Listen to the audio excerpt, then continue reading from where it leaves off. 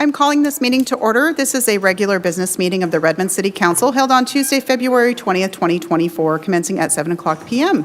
I will call roll, starting with Council President Kritzer. Here. Council Vice President Forsyth. Here. Councilmember Anderson. Here. Councilmember Fields. Here. Councilmember Nueva Camina. Here. Councilmember Salahuddin. Here. And Councilmember Stewart. Here. The first item on the agenda is a presentation by Move Redmond. And Ms. Kelly Reefer will join us at the podium.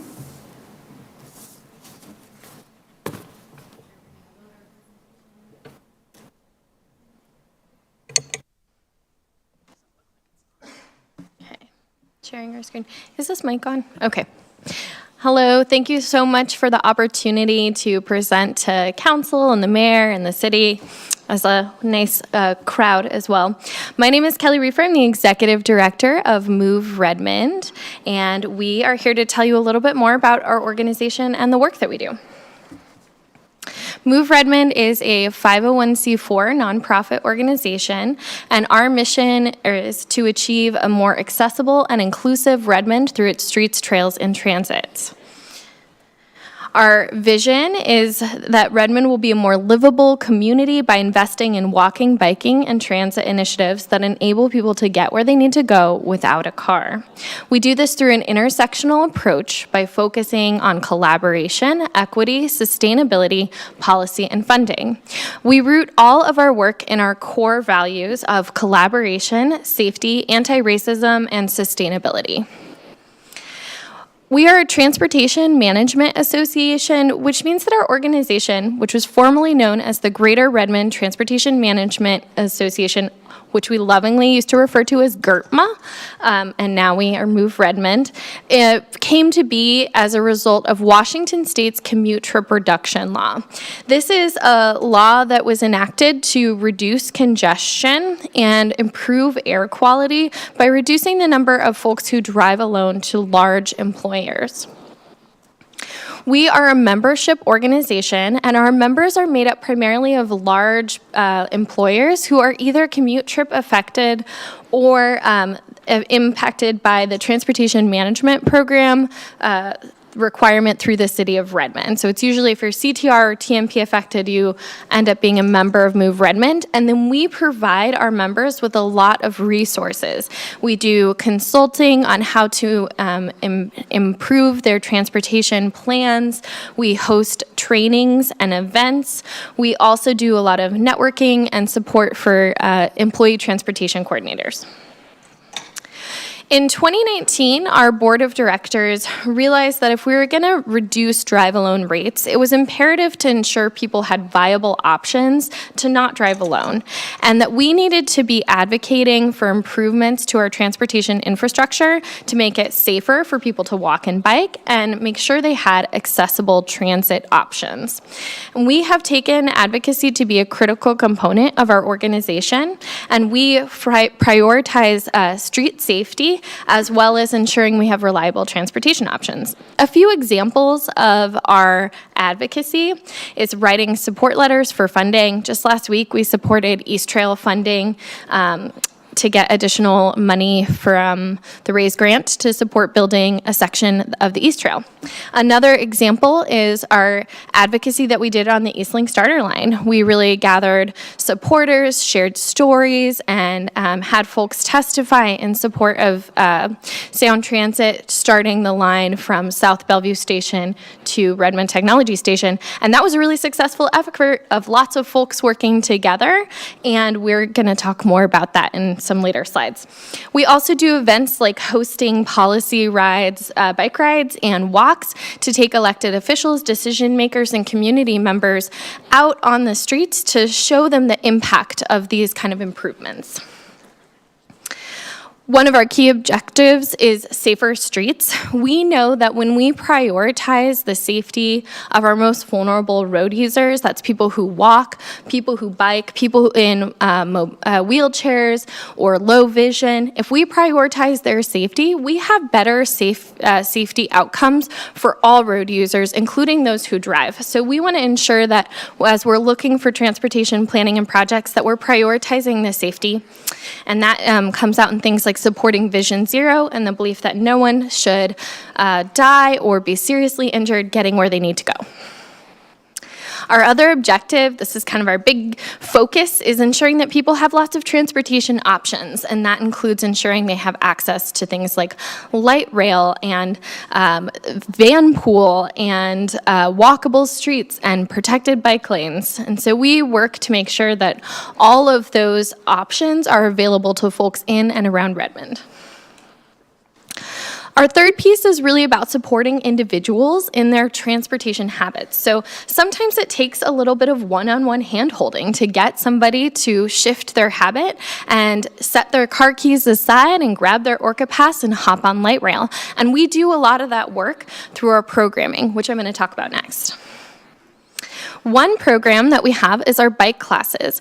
We know that not everybody learned how to ride a bike, and so we are holding subsidized bike classes. We do this annually, and last year we had folks as old, or not all kids, but children as young as 8 and adults in their late 50s coming in and learning how to ride a bike for the first time. And then we also have another class to help folks if you've got a bike stashed in your garage but don't really know, how to comfortably bike for transportation. We have an on-bike class to help you do that too.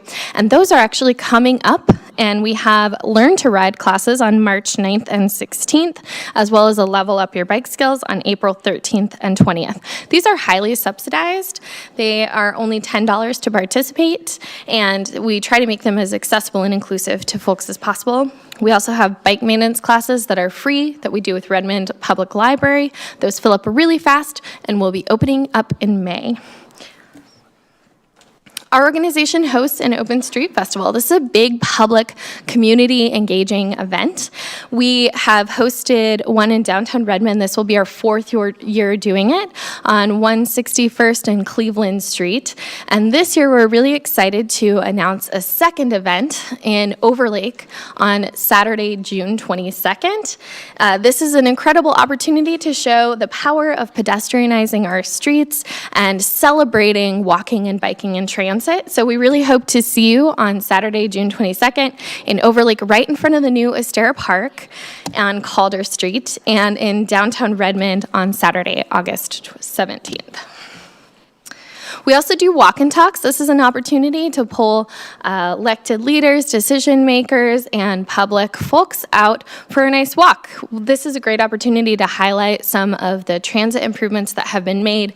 This last walk and talk we did in September really highlighted some of the routes to rails improvements that the city of Redmond did, as well as opportunities for improvement where there could be some safer crossings, and this really has a pedestrian safety focus.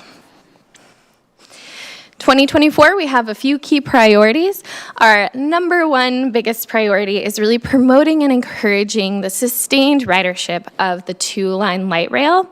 The light rail is going to be opening on Saturday, April 27th, and we're really excited at Move Redmond to be activating the Overlake Village Station. There's going to be lots of fun activities and lots of wonderful information. We also want to support access to light rail for folks who walk and bike and take the bus. We're developing a station access map that's going to be a really nice pocket-sized map that features how to get to all of the 8 stations opening up in 2024 by walking and biking and transferring from the bus. So that'll be a really great resource. We'll be handing that out on opening day, and we'll be delivering it to our member organizations, businesses, and community partners throughout the next few months. We are also really prioritizing pedestrian safety. We know there's a lot of big, important planning processes going on, including Redmond 2050 and Transportation Master Plan updates, and we want to ensure pedestrian safety is front and center in those planning efforts. And finally, we believe that there's a lot of power in personal stories, and we know that transportation impacts every single person, and we want to gather and collect and share the stories of how improvements to our transportation system enhance access to opportunity for everyone. And that is my presentation, and I'm open for any questions if anyone has any. Thank you so much. Are there any questions from the council? Councilmember Stewart. Thank you so much, Ms. Reefer, for the presentation. Always nice to see you and hear about your priorities for the coming year. I was really encouraged to hear that you're not only involved in the opening of the light rail that's coming and advocating and helping folks find their way to it, but that you're also hosting in June an Open Streets Festival in our Overlake Metro Center, which is going to be a hub of our community. So these first two big events that we have coming up related to the transit-oriented housing and development that we have there, both your festival in June and as well as the light rail opening in April. The council was discussing earlier tonight how much enthusiasm we have for engagement opportunities. And when I think of Overlake, I think of a lot of new residents to Redmond who haven't yet met their local government. So I just really eagerly look for an opportunity to partner with you, to be physically present at these things and make sure that as folks are learning how to use these critical resources and reduce trips overall and reduce vehicle miles traveled and all these other things, they're also able to meet their local government as they go along. This is really exciting, and I'm glad to be in partnership with you. Thank you. Thank you so much. Councilmember Salahuddin. Thank you so much for the presentation, and I always love the work that you've done in Redmond and across our community. I would love we have a packed room, council, that I'm not sure when the last time you presented was, but would love a quick introduction from your team, because I know that there's a lot of work that's done behind the scenes, and just really quickly would love to introduce you to everyone. Yes, absolutely. Thank you for that reminder. We are a small but mighty team of 3, and we have Michael Leach, who is our membership and development manager, and we have Maritza Loriano, who is our community and communications manager. Thank you. Any other questions? Council President. I just wanted to say, really appreciate the presentation and the work that you all do. I think you mentioned about the walk and talks, and I think those are really exciting in addition to the education classes, because, bringing people along to be able to use all different types of transportation, learning about their neighborhoods is really important. But then also with the walk and talks, I found when I joined some of them is just being able to hear people's feedback about their neighborhoods and how we can make them better and easier to get around is so important. And I think those just foster really rich conversations. So commend you for that work and look forward to seeing more of it. Make sure to invite us. Absolutely. Any other questions tonight? No, seeing none. Well, thank you again, Kelly and team, for all the work you do. And thank you so much for supporting the 2-line opening. Looking forward to seeing you there. Yes, thank you so much. The next item on the, I forgot one thing. Council President, do you have a motion about the agenda? Yes, I move to amend the agenda to move new business to item number 4. So that would be following the consent agenda. Second. Is there a second? Second. Second by Council Vice President. Is there any conversation on this? Any comment? Council President, would you like to speak to this? Sure, yes. I'm moving this earlier, so it'll just be, the only things that will follow will be ombuds and committee reports. I know there are some people here who are really interested in this item, and since we will have a longer public comment, I just wanted to make sure for both those coming to listen as well as our staff who will present on the new business item that we can do it a little sooner. Thanks. Councilmember Fields, did you have a comment? That was going to be my comment and my question. Why? So, thank you. Any other comment on this item?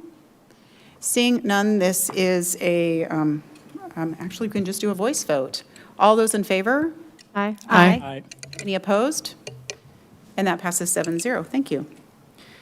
The next item on the agenda is items from the audience. I have the sign-in sheet for members of the public to speak tonight. When I read your name, you will come up to the podium and have 3 minutes to address the council. Council members generally will not respond to comments or questions directly at the meeting. Members of the public are welcome to email the council anytime at mayorcouncil@redmond.gov. The views stated by members of the public do not represent the opinion of the City of Redmond, and as a reminder, RCW 42.17a.555 prohibits any public comment during the council meeting in support or opposition of ballot propositions, measures, or candidates. And after our in-person people, we also have 3 online as well. So usually what I do is I call the first 4 names, and I'll just keep rolling, so hopefully you'll kind of know who you're coming after, because we have a lot of people who would like to speak, and I want to keep things moving. So first up is Guillermo Rivera, then Hank Myers, then Al Rosenthal, then Kelly Reefer.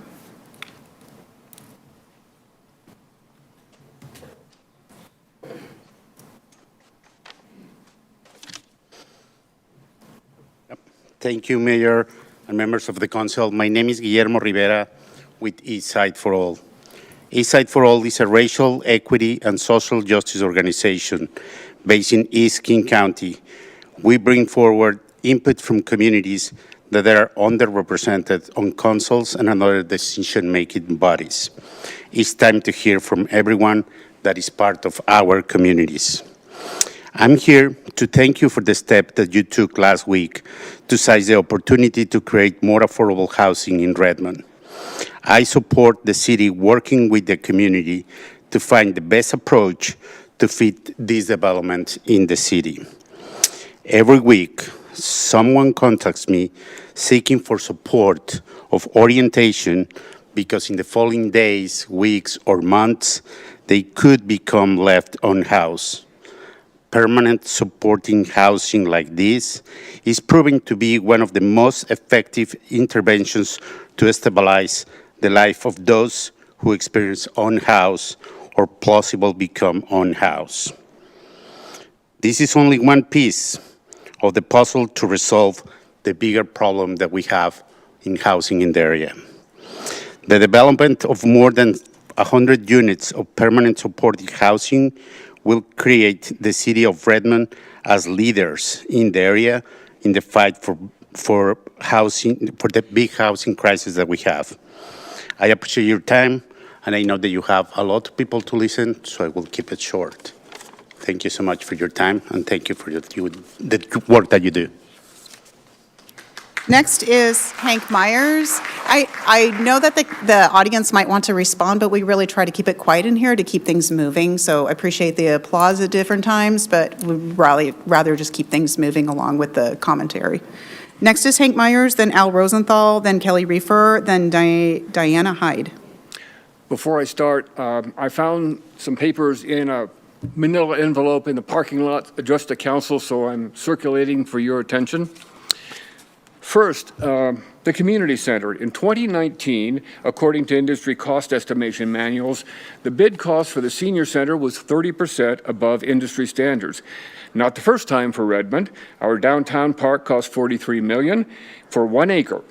Bellevue spent $43 million to build a 10-acre downtown park. 5 years ago, the 69,000 square foot Sammamish Aquatic Center was built for $33 million. Sounds like nobody is working really hard to protect our taxpayers. Now we have a last-minute demand for $3.7 million more. Obviously not from changes authorized by the council. The administration has treated you like mushrooms, springing item after item on you with no real notice or explanation. It's time for council leadership to stand up to this practice. If you simply agree to every last minute or emergency request, you become mere rubber stamps. Second topic, carbon footprint. I'm happy to see the city has updated its carbon footprint dashboard for 2022. It shows a reduction of 2/3. If this is true, we can declare victory. Paris Accord commitments met, we could go home. But if you drill down, all listed inputs such as municipal energy use and municipal electricity use are unchanged. Municipal gas therms are up 10%. ICLEI does not verify the inputs or do independent investigation. It just takes the numbers the administration provides. What is not shown is the footprint of the employee commute, the single biggest contributor. In 2020, during COVID, the city hall was closed and employee parking lots empty. By 2022, it was open full hours and employee parking at capacity. I hope council leadership will determine how the total carbon footprint can go down by 2/3 while all the major inputs remain unchanged or up dramatically.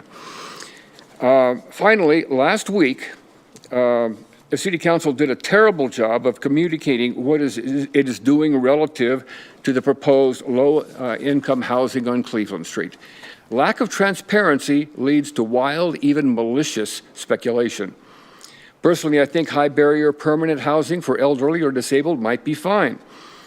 but we'll leave it to subsequent speakers to express their own views, even if uninformed or malevolent. You reap what you sow. You may not mind being treated like mushrooms, but your constituents do.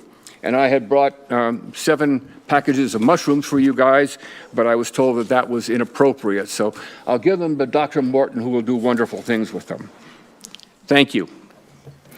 Next is Al Rosenthal, then Kelly Reefer, then Diana Hyde, then Dan Landis. Thank you for letting me speak.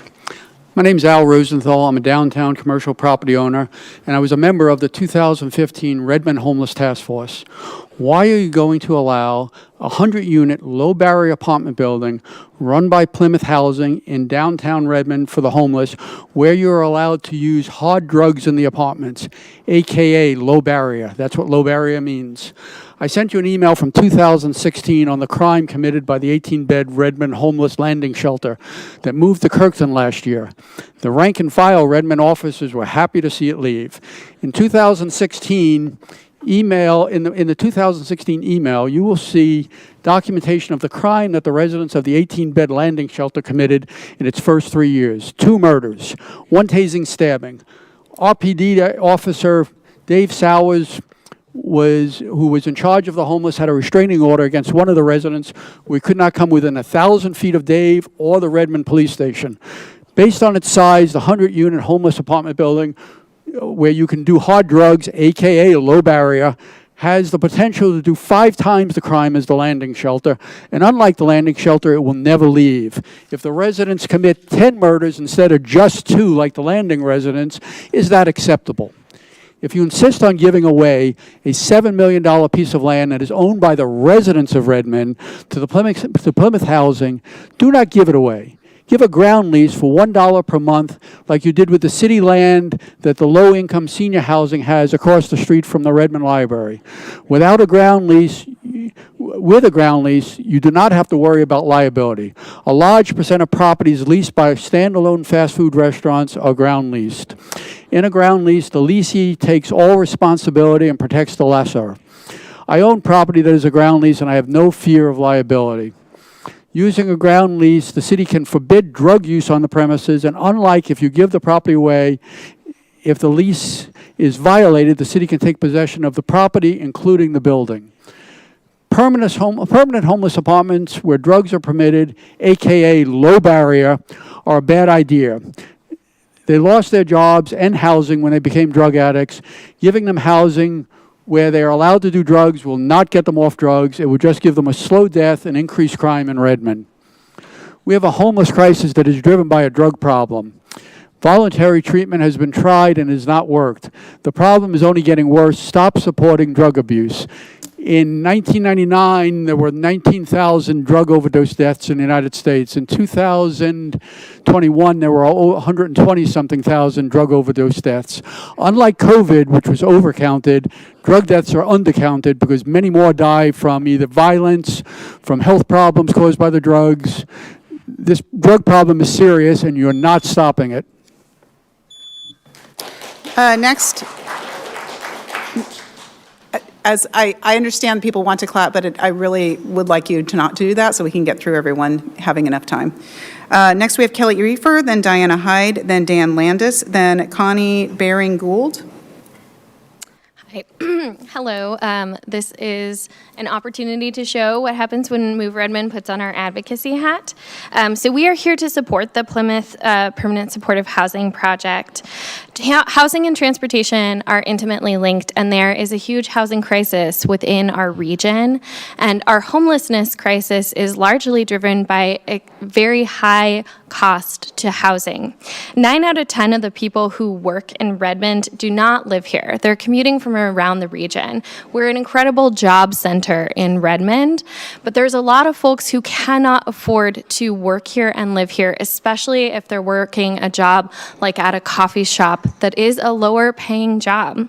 We need to have housing that supports people of all incomes and create a supportive community.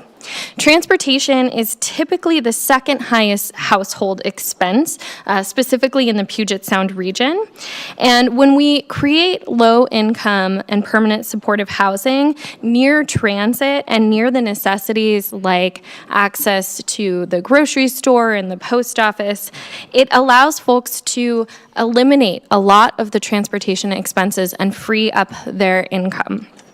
It is also critical to support the residents there with the wraparound services included in housing. And if someone is unhoused and homeless, when they have a home, they are housed. So it really solves that fundamental problem.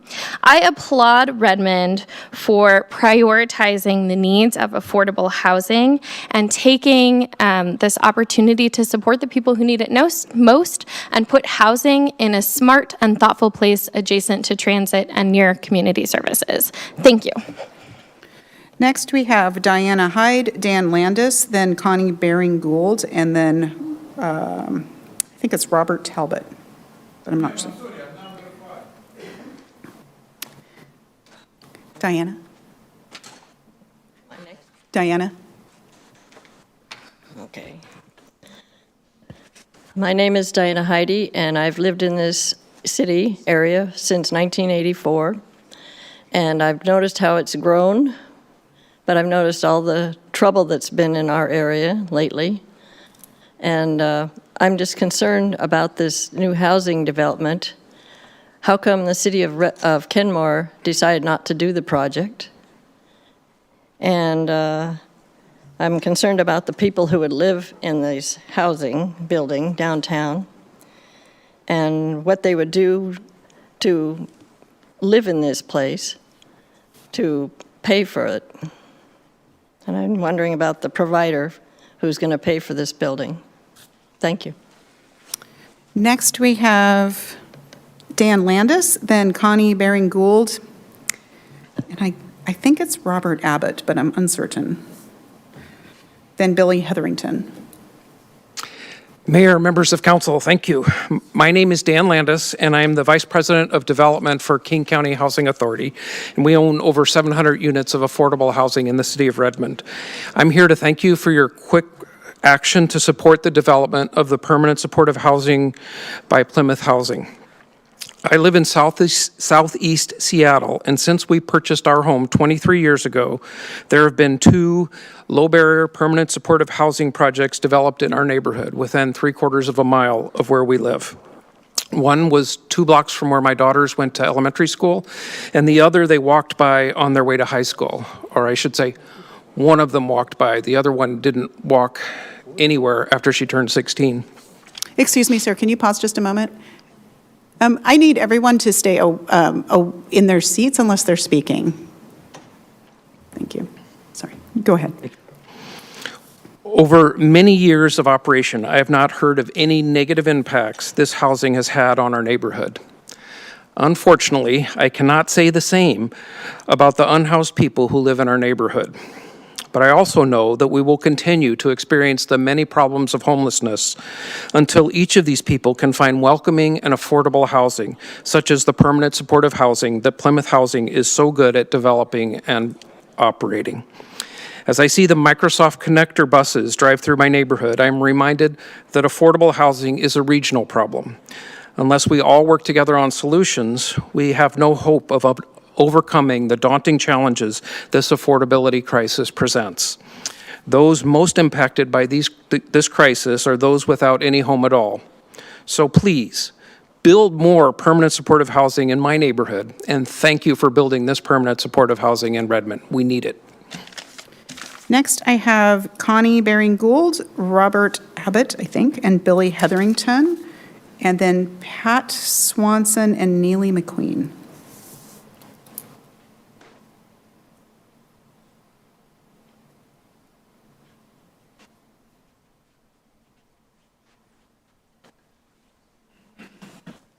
I just wanted to support you in what you've been doing and what you're doing. Thank you so much. Next is, I think, Robert Abbott. Oh, good. Billy Hetherington, Pat Swanson, and Neely McQueen, and then Joy Randall. No, I think it's Robert Abbott.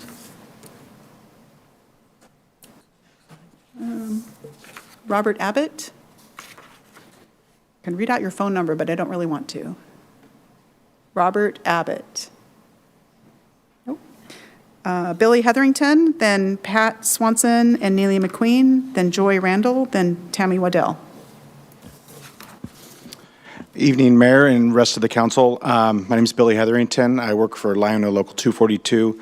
We're a construction labor local that represents about 7,000 folks that live and work right here in King County. I wanted to speak and thank you this evening for your work you did on consent agenda number 12 and all the conversations that we've had leading up to this point and all the intake that you've had with folks like myself and other folks from the building trades you'll hear in a moment.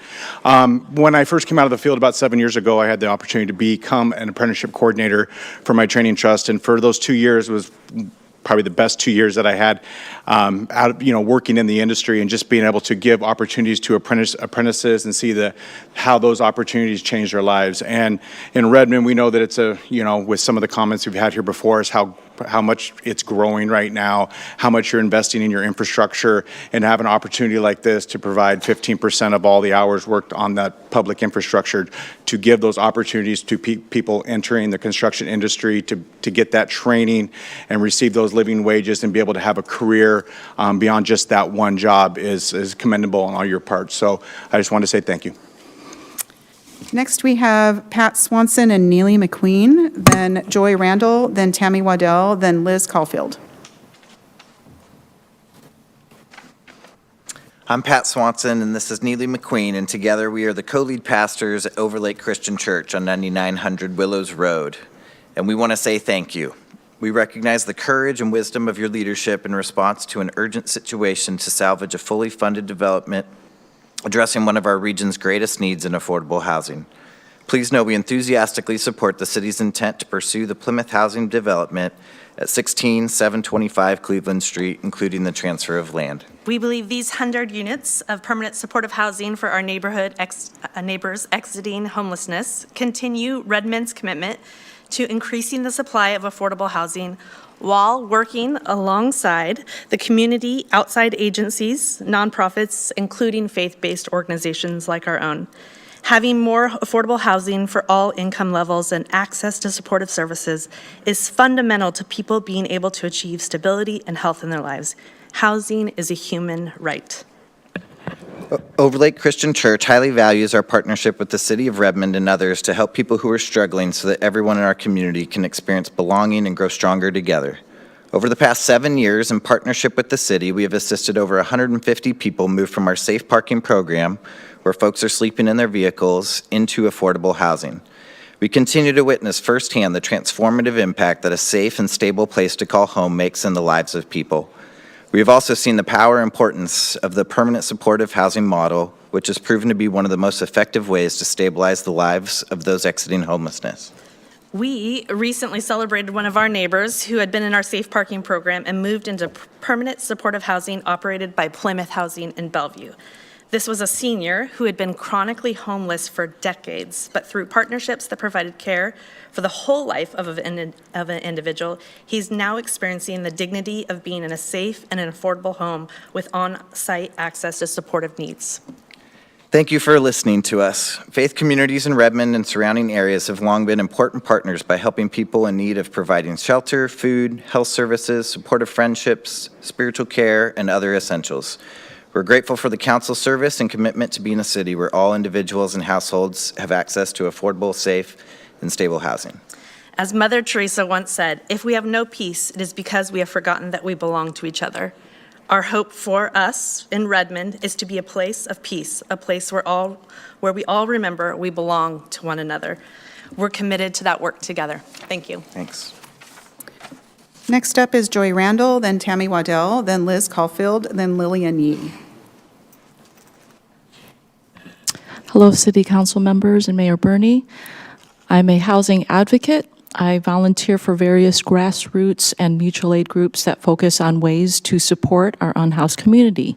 through Services Not Sweeps Coalition, House Our Neighbors, and Redmond Food Not Bombs.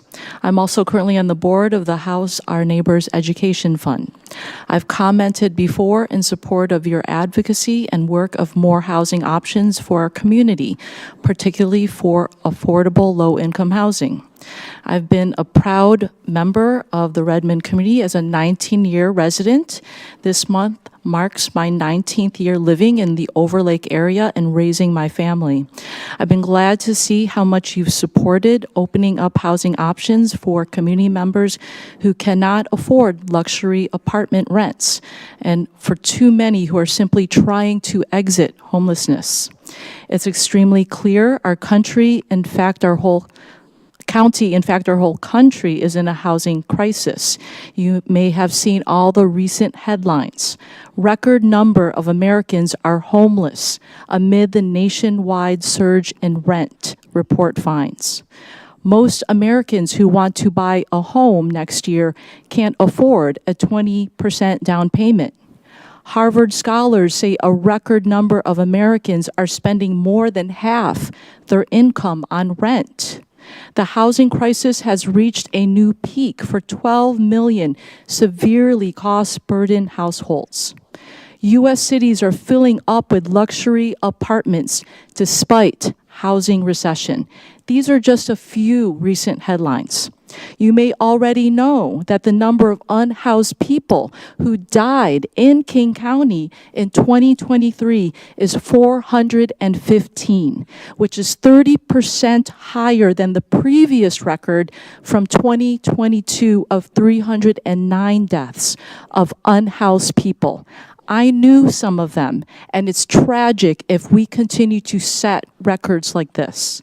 Please do not give in to the fear-mongering, villainization, and hate of people struggling to survive. We must do better in expanding our collective and community care for all, just not those we deem deserving or worthy of help. It's disappointing if this project was rejected in Kenmore. It's disappointing to see how much hate is stoked by the fear of people who need support, not erasure. We have now been asked to show that Redmond is a beacon of compassion and will lead the way to what a community can do to make a small dent in the housing and homelessness crisis that's impacted far too many people. Let's move towards helping people thrive, not just survive. Let's move towards housing as a human right. Housing for all is how we build a safe, thriving community. In conclusion, housing for all is how we save lives. A Seattle Times article.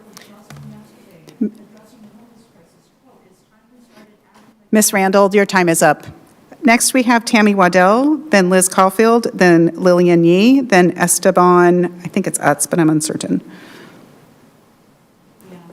Whoops.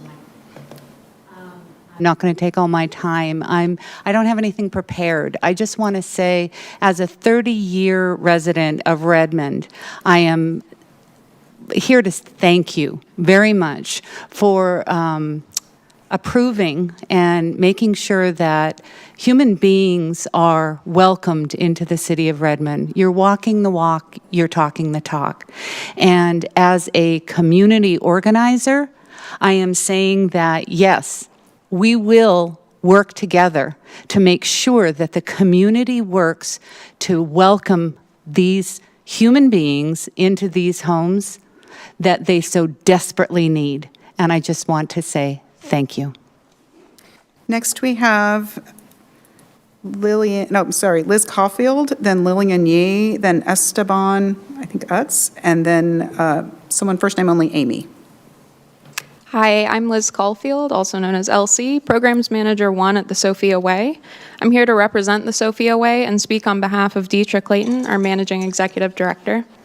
We at the Sophia Way strongly endorse the City of Redmond's commitment to advancing the Plymouth Housing affordable housing development at 16725 Cleveland Street, including facilitating the land transfer. We express our gratitude to the city for promptly and decisively ensuring that our federal, state, and local funding is effectively utilized for the betterment of our community. The construction of affordable housing is a crucial need as the demand for affordable housing is escalating across all income levels on the east side, especially in Redmond. This project holds immense promise in securing a safer, brighter future for individuals and families in need of the stability that comes with having a home. Plymouth Housing's ongoing project to establish 100 units of permanent supportive housing for people exiting homelessness, people with disabilities, and people earning less than 30% AMI is an invaluable initiative that will significantly improve the lives of its beneficiaries.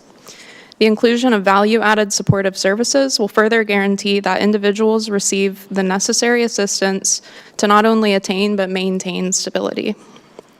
We commend the City of Redmond for the continued support in meeting the diverse needs of our community. This and other collective efforts are necessary to address the housing crisis and positively impact the lives of those in need of safe, stable, and affordable housing. Thank you. Next, we have Lillian Yee, then Esteban, I think it's Utz, then Amy, then Nashad Ali.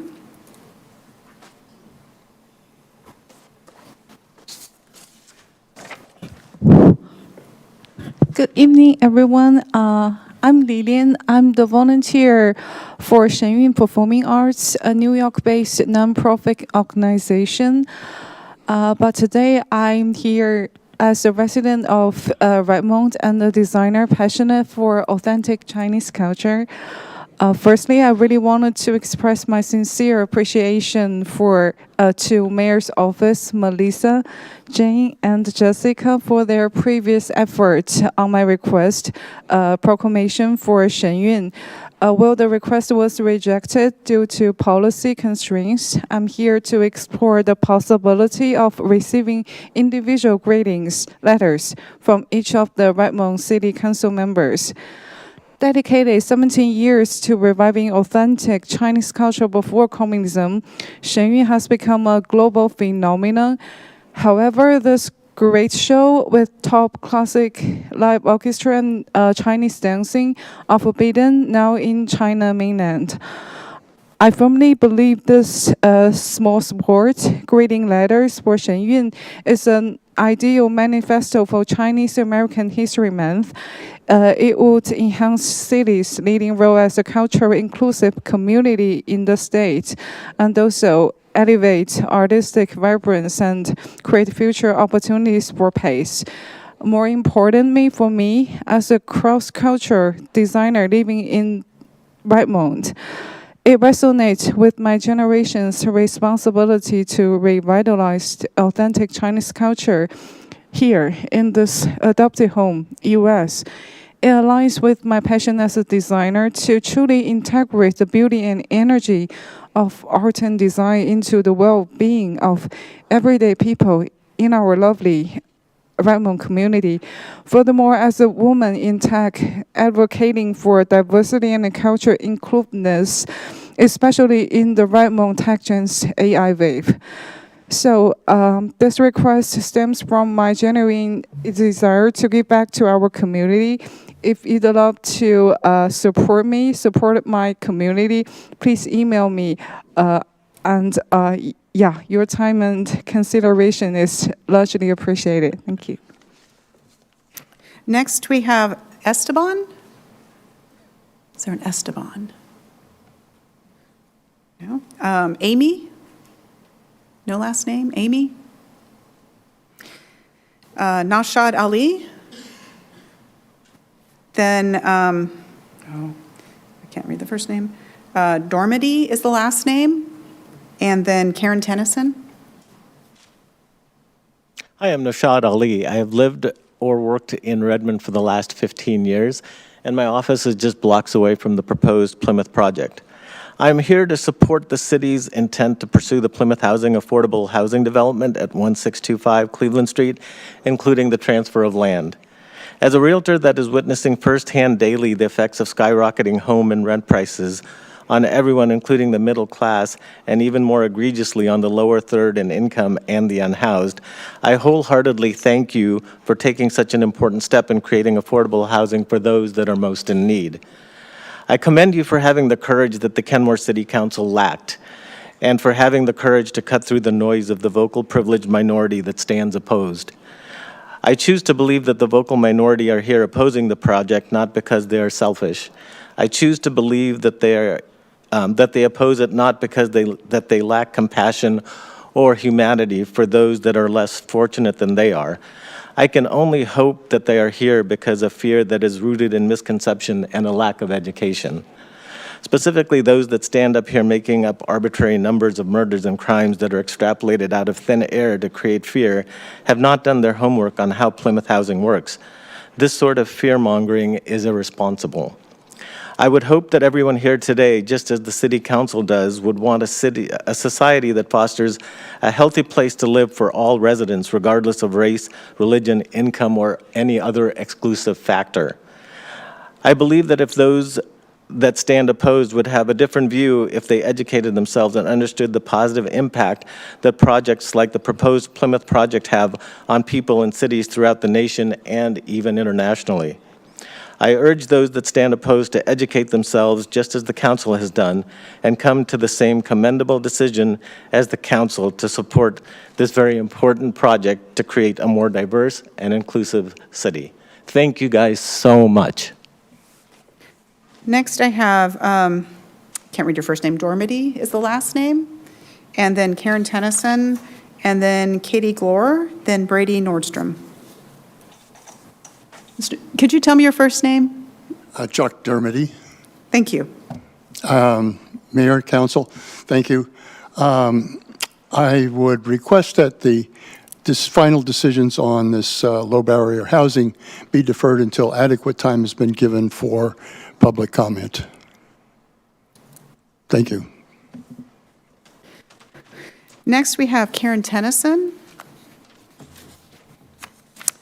then Katie Glore, then Brady Nordstrom, then Tom Kirby.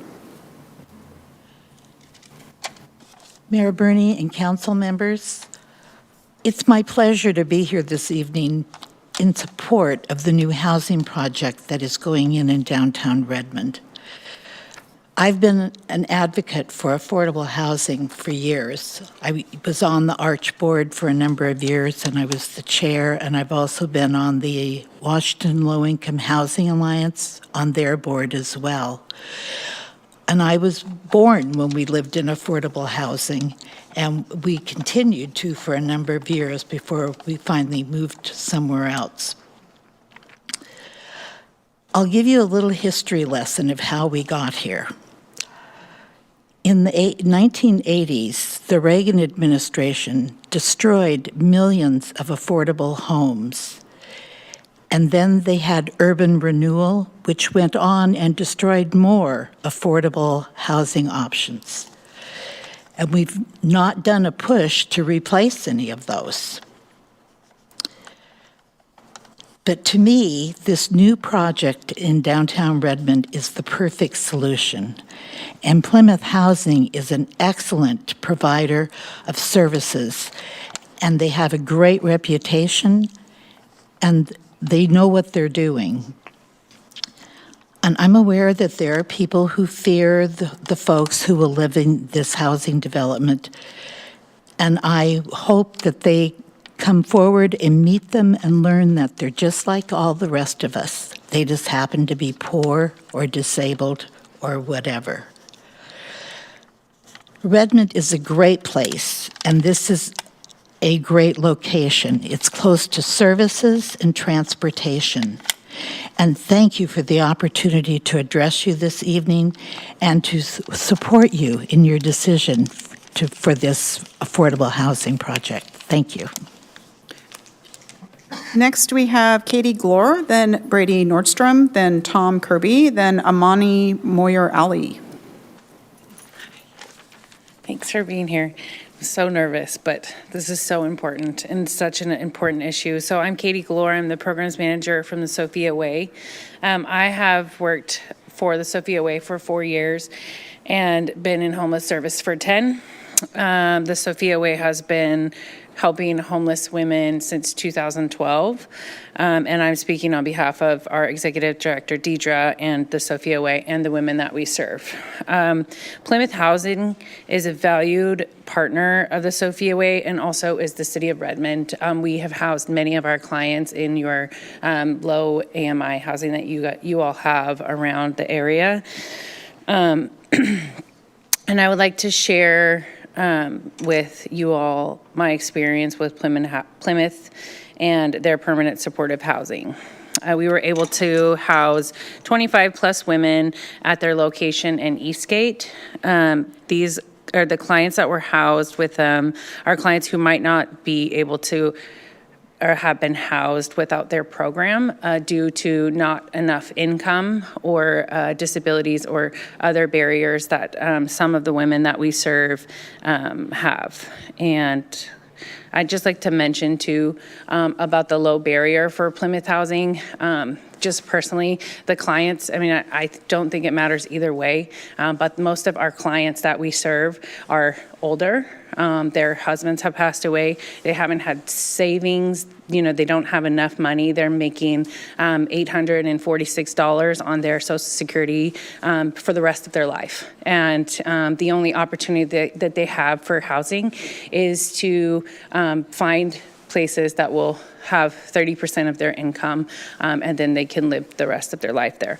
Something that's amazing about the permanent supportive housing through Plymouth is that it comes with case management and case managers, and they have therapy and they have medical staff. They have full support for people wrapped around services. So a lot of the housing opportunities that we have had recently, this just put a person into housing, and then hopefully they are able to successfully thrive in that area. And sadly, homelessness is generational, and sometimes our clients are missing the skills that they need to continue going. And so putting some of our clients into permanent supportive housing really is the most important thing that we can do for them to help them be successful. And highly likely they won't always live in permanent supportive because they'll have a year or two of things that they need in to help them gain some steps up the ladder to be able to be successful. And sorry, I got off track. Okay, thanks. Thank you. Next, we have Brady Nordstrom, then Tom Kirby, then Amani Moyer Ali, then Kyle Piper.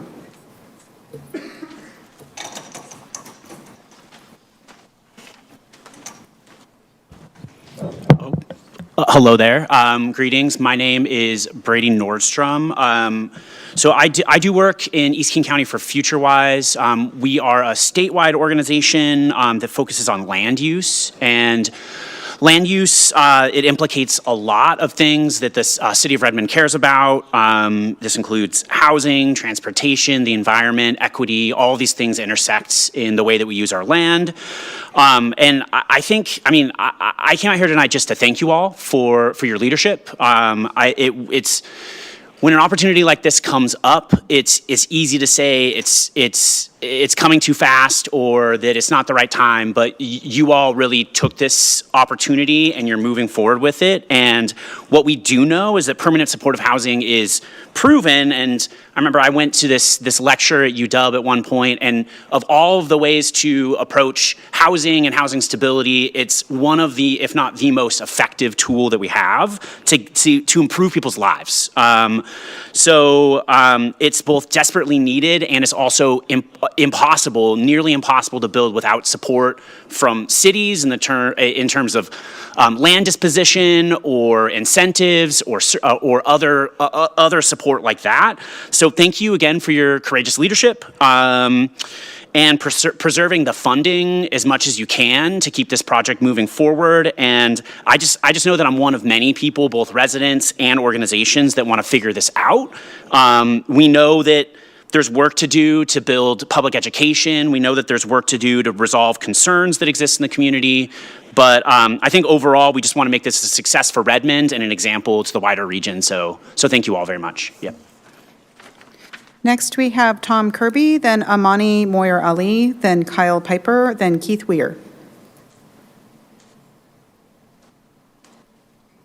Hi, I'm here today speaking as a representative of Porchlight, formerly Congregations for the Homeless, which is the only men's emergency shelter serving the east side of King County. So I'm here representing the people who are actually doing the work on the ground to solve homelessness and solving the homelessness of every individual man who walks through our doors. The commentary around this issue resonates with me for a couple of different reasons. The first is just operational, which is that our job at the shelter is to get people out of encampments and off the streets and into housing. We're not a permanent solution for anyone. We're a medium through which people get into housing. We can't do our jobs if there isn't housing. And the stories of so many of the men that I work with every day at the shelter, those stories stall because there is nowhere for them to go after the shelter. There is no housing available. So it's really, really important to end homelessness on the east side and in King County in general, that we actually build housing so that the case managers can do their job, the social workers can do their job, and the people like me who work on the ground every day can do their job.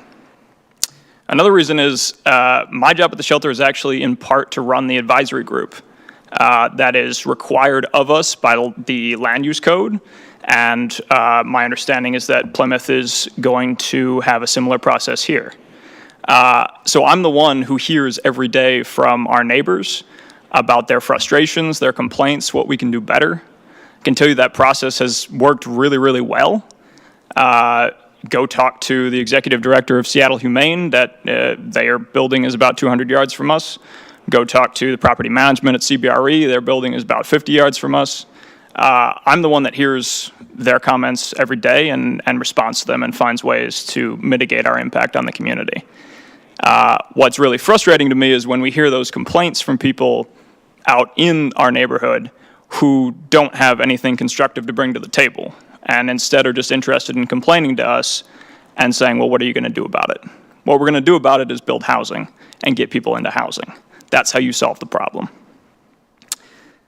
The third point is just strategic, which is that I know a lot of people have concerns about how quickly this project has moved.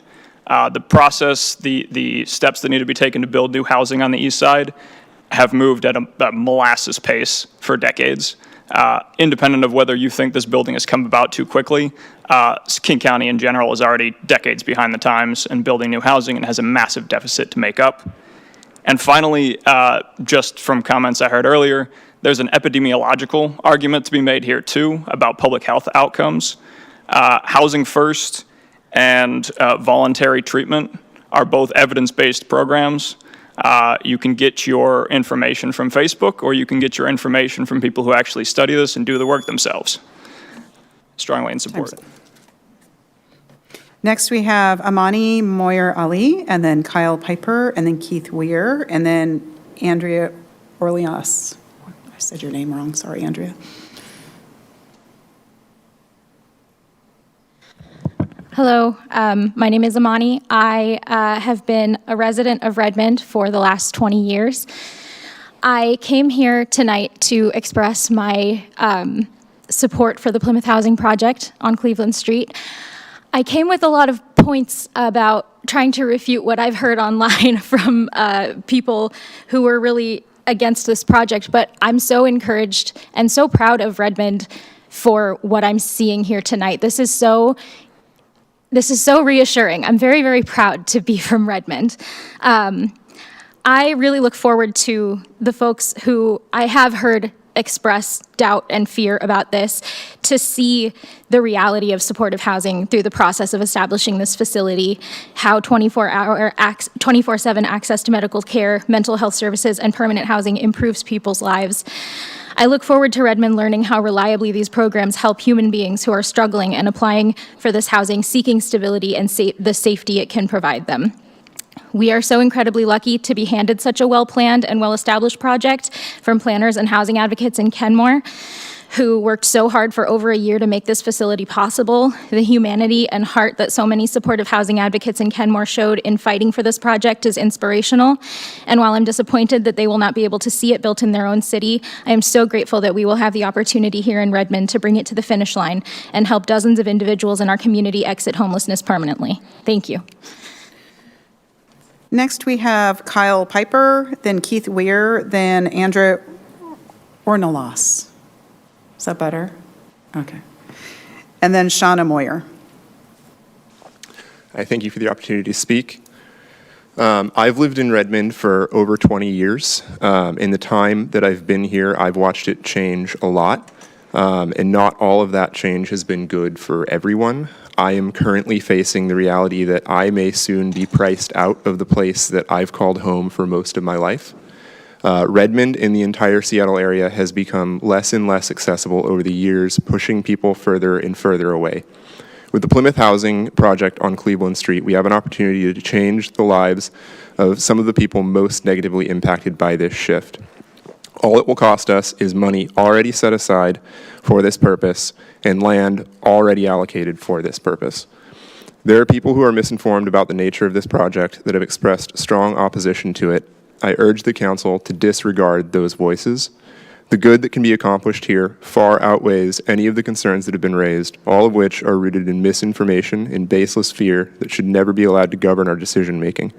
Please maintain your commitment to providing affordable housing and continue your support for the Cleveland Street Supportive Housing Project. Thank you.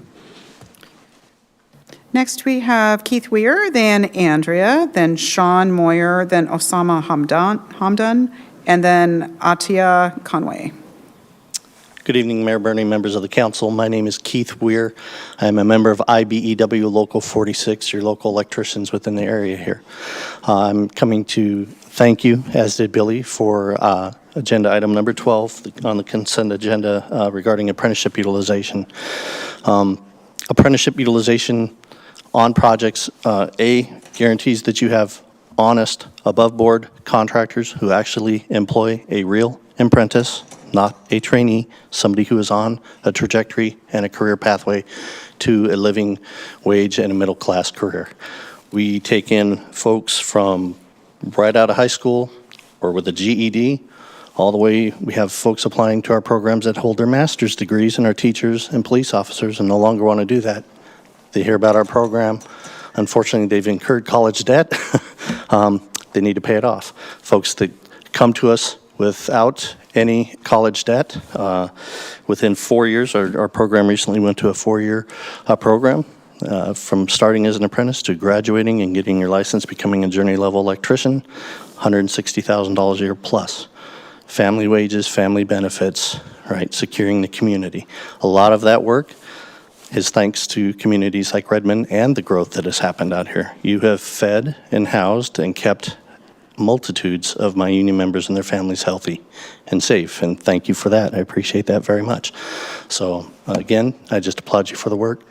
Thank you, and remember, the folks that build these projects are the ones who make it work, and apprentices are the beginning of that. Thank you. Next, we have Andrew. You're gonna tell me how you say your last name, because I'm gonna keep butchering it. I'm sorry. And then Sean Moyer, Osama Hamdan, and Atia Conway. Hi, council members and Mayor Bernie. I'm Andrea Ornelas. I am a laborer with Liona 242, and I would like to say thank you for adopting an ordinance establishing apprenticeship requirements for city-funded public works contracts of $1 million or more. Working in the construction industry, I got my start with a new pre-apprenticeship, and after joining the laborers of Local 242, I was able to get jobs and work projects that had apprenticeship requirements. Without it, I don't know where my family of 7 would be. And this is a great opportunity for community and its future generations. And I will receive my time and say thank you. Next, we have Sean Moyer, then Osama Hamdan, Atia Conway, and Linda Seltzer. Hello, I'd like to speak in support of Plymouth. I'm going to speak just like from a personal perspective. I grew up in a housing project, public housing project, 200 units, not 100 units, right outside of the Boston area. And, I was born into it. My family, my parents had very little. And we just needed some support at that time. It was a great investment for the United States of America. What was put into me, I've more than repaid. Went on to a great school, been blessed with a great career, Same happened with many of the people I grew up with. Like, the amount of taxes that I pay economically has made this a great return.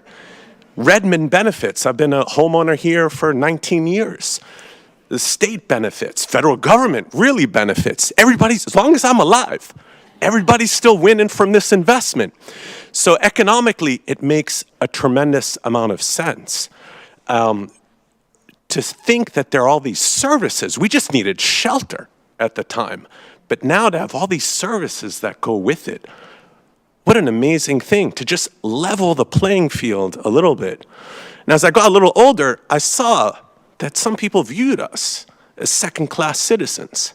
Like if I heard that there was a meeting like this and a debate around whether that public housing project should be built, it'd be greatly offensive to me. Some of the things I heard here tonight are greatly offensive to me. Now, understand it's coming from a place of ignorance because people just don't know. They don't know what the experience is. We don't want handouts. We're scrappy. We want to get ahead. We want to advance ourselves. The people I grew up with in that housing project, and I'm old, I'm very old, we're still close. We're still friends.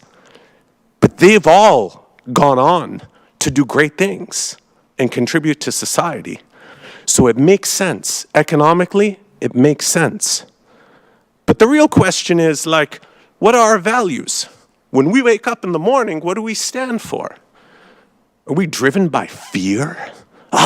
These people so bad. Can't let them near us. I don't care where they go, just don't want them near us. What kind of way is that to live your life? We got to wake up, go to bed, aspire to better than that.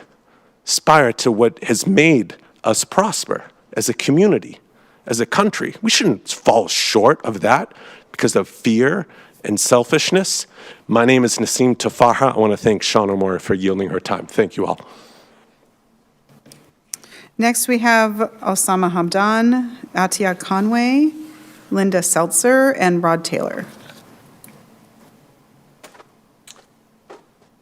Hello, everyone. It is a pleasure to see all of you again. I know it's, I've known all of you over the many years that I've been in this community. I can say that while there were some things that probably weren't that exciting to hear tonight, I will say there was a lot of amazing people. And had anyone told me I was going to be behind Nassim, I would have probably figured out a way to get that list order changed. That being said, some of you know I ran for city council a while back, and in my process of running, I got to meet a lot of people in the community. And at that time, in 2017, affordable housing was at the top of mind of a lot of people. And it has not stopped, right? It has not changed. And if anything, it's probably gotten worse. I support this project, not because I think it's going to solve a lot of our affordable housing problems. I think it's one step. There are a lot of things that we still have to do as a community, and this is one way for us as a community to contribute and to help improve the lives of many people. I think it's important that we, as a city of Redmond, a city that I love, and I've loved having my kids grow up in the city, to set a standard for the rest of the region. I think we can actually be the light that this region needs in terms of how we can actually solve this problem, and being able, setting an example that can help others see us as a community that cares about all of us in the community as well as people within our larger region. So thank you so much for seriously considering this, and I look forward to your support. Next, we have Atia Conway, Linda Seltzer, Rod Taylor, and Adam Wilson. Thank you for your time. My name's Atia Conway, and I also work for the Sophia Way. The Sophia Way, we work closely with Porchlight and Plymouth and a lot of other agencies that supports homeless residents in low-income households. So I am currently a case manager working with residents who live in their vehicles. I have been doing this job for about 2 years now. And in my experience supporting people living in their cars, it hasn't been challenging. There's some of like the most amazing people that I had the opportunity to be schooled, first of all, because I'm young and everyone who I support are my elders and I look up to them. And then they also have their struggles. So I 100% stand with Plymouth. And I've seen them do a lot of great things all over King County, because I know that they have buildings also in Seattle, Bellevue, and now presumably Redmond. And I'm going to stick to the script because I'm not good with giving speeches. But so I'm a vehicle outreach case manager for the Sophia Way, serving all cities incorporated in East King County. And I have been serving homeless populations since 2021, working firsthand with the homeless population. I can undoubtedly say that there is an urgent need for more affordable housing. And not only affordable housing, but affordable housing that meets people that has a certain need. Because like, I'm a case manager. If you look at my paycheck, because we're stationed in Bellevue, which has more, I'll say funding politely, which has more access to funding, my paychecks are decent. But if I don't work the way that I do, I can also fall short. We're just one step above. I can't speak for everybody in the room, but people say it can happen to anyone. I do believe in God, so I have a different perspective on a lot of things. But coming from a humane standpoint, this can like fall in anyone's lap. And it's people's cousins, their uncle, it's our relative.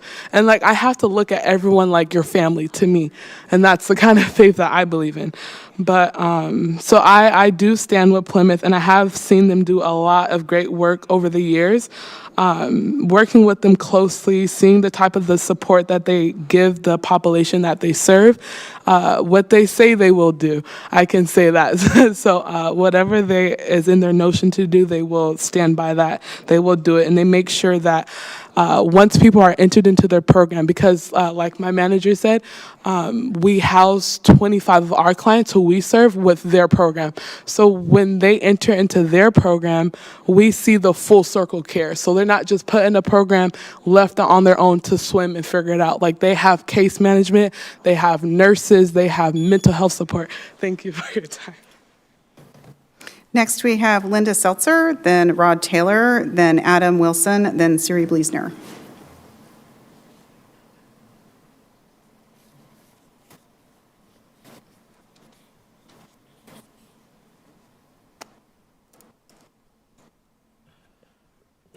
I am testifying in support of the arch renovation of the Emma McRedmond apartment building. I'm glad to see a project in which older-style housing is preserved and renovated. I hope that the current residents won't have to move in order for the renovations to take place. Also, I hope that noisy construction will be prohibited at night and that the trees on the street will be preserved and given soil all around rather than being encased in concrete. With regard to the permanent supportive housing on Cleveland Street, I'm generally in favor, but have some comments. I'm generally not in favor of high-rises as the answer to the low-income housing apartment shortage. I believe in purchasing and preserving suburban and rural apartment complexes. The proximity to Anderson Park is a positive factor, but the intersections with Redmond Way need to be made safe for pedestrians and provide sufficient crossing time. And this also means definite green lights rather than flashing orange lights and four-way crossing where cars cannot make turns. The Seattle Times previously reported on mismanagement of permanent supportive housing as a cause of failures in rehabilitation. The City of Redmond needs to require that each person or couple has a private apartment and that clients won't be forced to share a room or apartment with strangers. The Seattle Times reported that unhoused persons were being forced to share a room with people they didn't choose and often didn't know. People were paired with others who had a mental illness and had no solitude or privacy. Providers were refusing requests by people to live together or in nearby apartments. When unhoused persons made friends and formed a support system, this was not honored. To help make this project successful, I asked the city not to repeat this mistake that was made in Seattle and make sure that residents have a private apartment. It also works best when people have a private bathroom and a separate washer and dryer in the apartment, as well as a private space to have and prepare food. Apartment complex living is most successful when people can keep to themselves and avoid conflicts.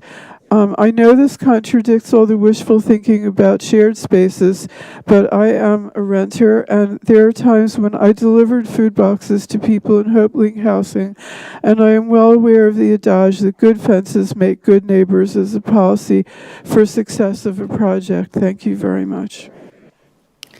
Next is Rod Taylor, then Adam Wilson, then Siri Bleasner, then Alex Zimmerman, then Andrew Raffman.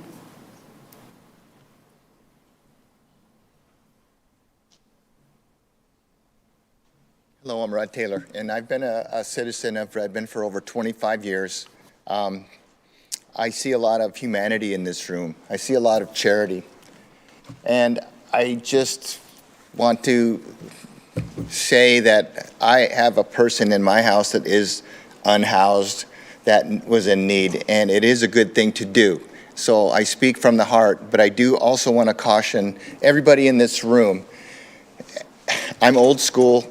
I'm seeing a lack of accountability and a lack of consequences for those who are not following the rules, who are not invested in the humanity and the charity, who take advantage of the system. So I would urge the Redmond Council to please keep in touch with people who are using this system unjustly, taking it from somebody who is truly in need. I support this housing project if it's the best way to pay through taxpayer dollars. But I just don't want us to waste money. I don't want us to burn out our police department, our first responders. I want to make sure that we are being smart, but walking cautiously so that we keep in touch with those who aren't genuinely appreciative, who aren't genuinely wanting to be in the system and contributing back as a citizen to society. So if you would please keep that in the forefront, I would really appreciate it. Thank you. Next is Adam Wilson, then Siri Bleasner, then Alex Zimmerman, then Andrew Raffman, then David Morton. Thank you.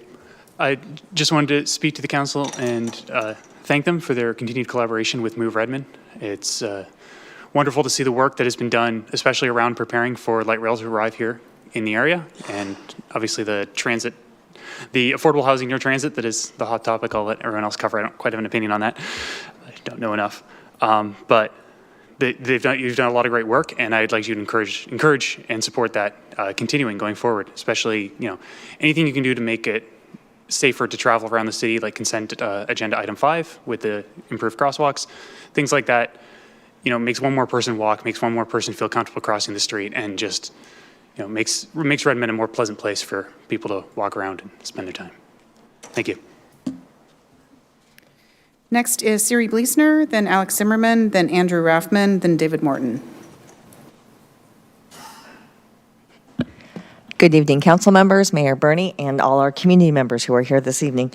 My name is Siri Bleasner, and I'm here to just thank you, the council and Mayor Bernie and the city of Redmond, for your willingness to live values that we speak of, specifically equity and inclusiveness.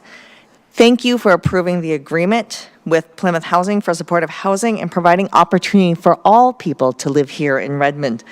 I am a longtime Redmond resident and firmly an elected school board member for the past 12 years.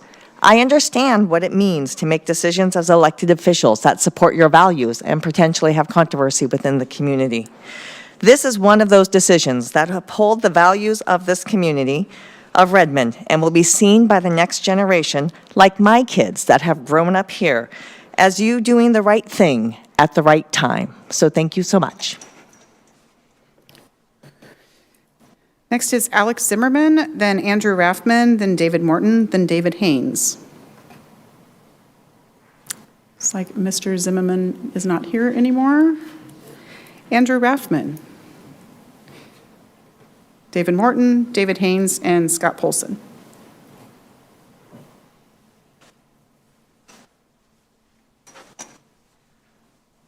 Hi, Council and Mayor. Thank you for taking the time to listen to me.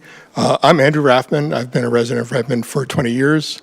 I raised my kids here. Very happy to be here. I want to express my support for the Plymouth housing development in downtown Redmond. I know it took a lot of courage to move forward. Now, having said that, though, I think that what people are noticing is that there's been an information vacuum over the last 2 weeks. I think that the council vote last week kind of maybe took people by surprise. When I hear people up here talking about, how people who are opposed are ignorant or have hate, I choose to believe that maybe, feel a little bit better about people than that. I think there's just maybe an issue of, properly explaining to people, and I think people have a lot of fear because they don't understand what's going on. So I think that I would strongly encourage continued outreach. I think that the fact that the Redmond put on their website recently is a really good first start.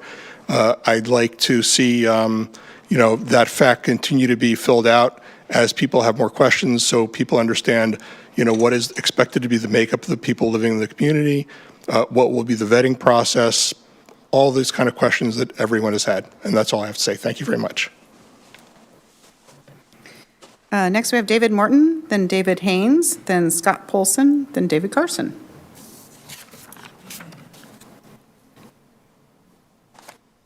Good evening. I'm David Morton.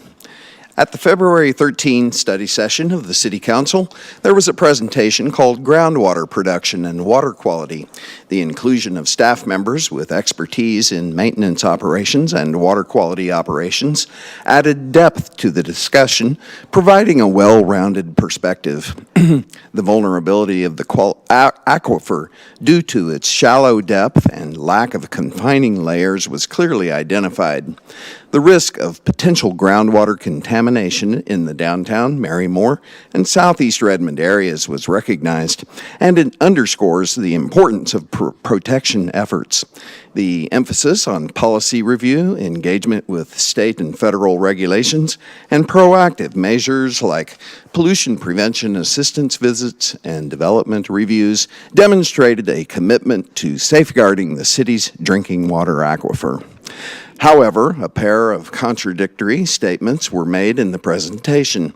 First, it was stated that, quote, in CARA 2, groundwater takes 10 years or less to get to our supply wells, end quote. Then it was claimed that, quote, water in that area, meaning CARA 2, won't reach our supply wells, end quote. The statements contradict each other.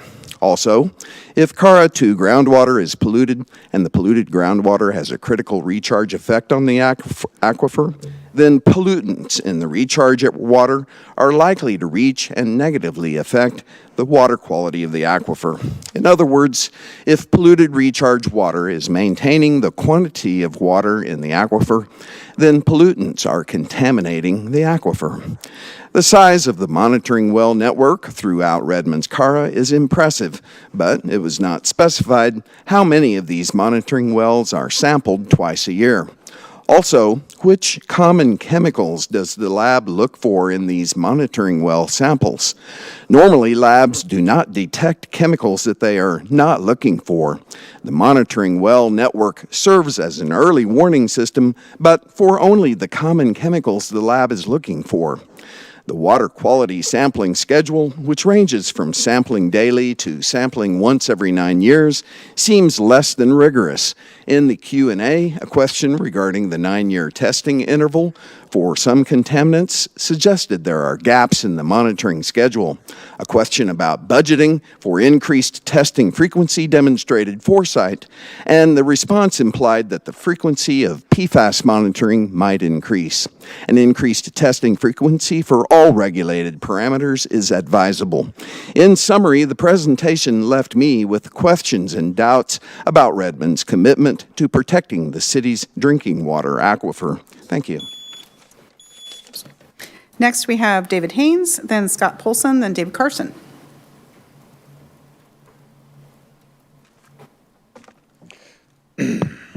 Hi, David Haynes, Estero Park.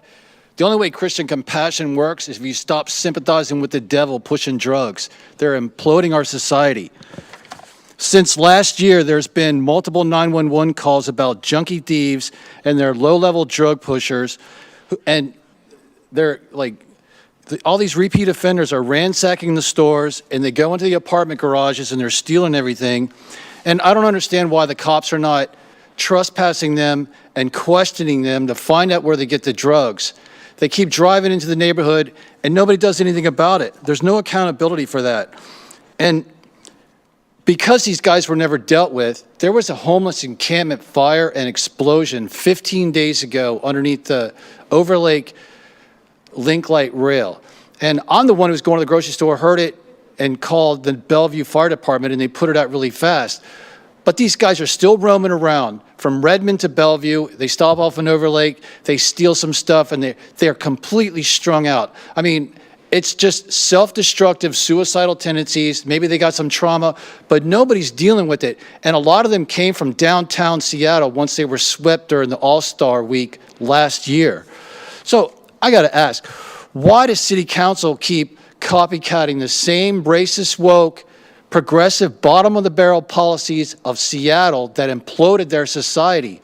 You got to stop sympathizing with the devil and making judgments on skin color and invigorate these employees and keep them honest, forthright, and diligent. You all are giving praises and raises to the government employees like they're a re-election apparatus in a voting block, and we need better service and outreach and response. It's like Overlake has these pockets of trash. And like 3 days ago, I'm yelling at these two meth heads smoking meth in the Rapid Ride 24th and Bel-Red bus stop, and there's a kid that's waiting outside the bus stop for these guys to stop smoking. And I tell the bus driver to call Metro Police. Now, he doesn't let the guys on the bus because they're blowing meth smoke out of their lungs, but he drives off. But these guys are roaming around the community, and nobody's dealing with it properly. And it's like evident that you all are taking it easy, an easy route, and just copycatting the liberal progressives of Seattle, and they are wrong in their policies, and they should be purged from their office. They have destroyed so much of that city, and you all, I hate to say it, you're slightly going and capitulating to the same policies, and you're not getting it right when it comes to dealing with people who have a troubled situation at the Redmond bus terminal. The cops are just driving them out. It's like, why don't you call somebody and have them find a better path? You know, instead they're just going around looking for something vulnerable to steal from to keep themselves going. And it comes down to like proper policy. And hopefully you all finally realize that you got to stop sympathizing with the drug pushers. Next, we have Scott Polson and David Carson. Scott Polson. Scott Polson. Nope. Mr. Carson.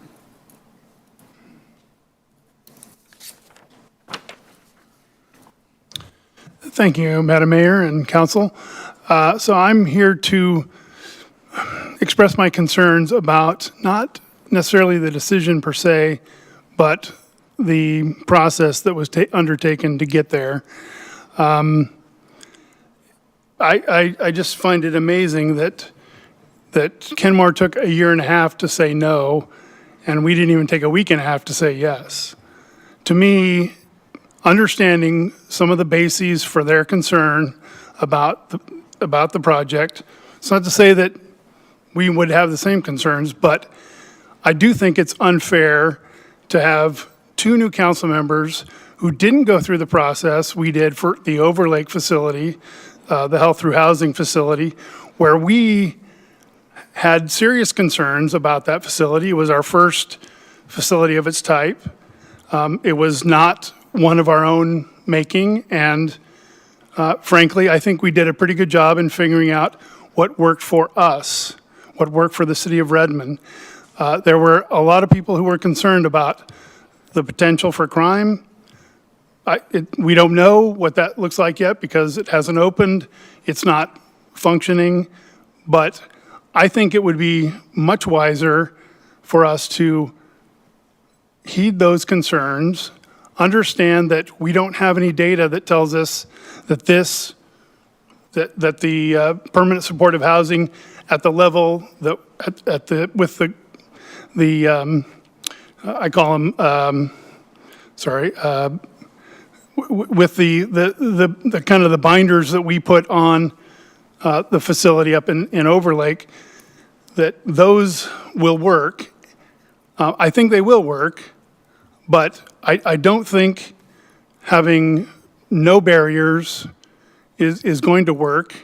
I talked to a former Bellevue City Council member today, and they are having lots of problems with their facility in Bellevue. So I guess I would just say, I think that we the citizenry deserve better in terms of the process, and I hope that someone will have the guts to vote for a motion to reconsider and go through a real process to engage the community about it and then make the decision. That's what we did with Overlake, and I think that's what we deserve as a community. Thank you. Thank you. Next, we have 3 community members that are calling in this evening, and first we'll start with Joe Kunzler.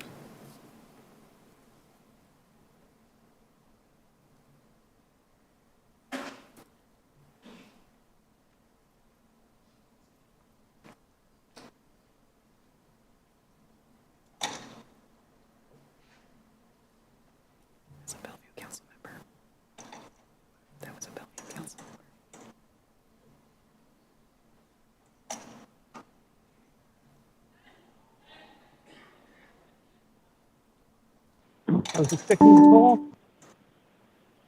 Hi. Hi, Mr. Kunzler. You have 3 minutes to address the council. Oh, thank you, Mayor Bernie. It's always appreciate you calling me. This is one heck of a good public comment system. Joe Kunzler here. I am grateful that Mr. Alex Zimmerman, the instigator of this dreadful crisis, fled tonight. I am grateful that Zimmerman fled in the wake of housing activists and a simple reminder to sit down and obey the rules. What a small miracle in a community that could use one right now. And I know it's late, but I do want to remind you that the council is working on public comment rules, and as you know, Mayor Bernie, those Sound Transit has those rules, and they've worked against Alex Zimmerman. He's been banned for 6 months for his Nazi saluting, so there's that. And again, I want to be quick because it's late, but I do want to enter the record that I'm not gay, but I'm very upset at what I heard about that attack on that rainbow sidewalk. I appreciate Councilmember Forsyth running, trying to fix that. I'm not gay, but I know members of the LGBTQ community and my aviation community, and I think it's pretty deplorable that somebody feels threatened by a rainbow sidewalk. I don't. It's America. People have the right to express themselves as they will, as long as they don't bully or threaten anybody else. And that's why we need public comment rules to make sure that that line isn't crossed. I'm going to invoke an informal mercy rule as because of the hour, and just let my 1,400-word history on public comment matters stand, and hope the council reads it.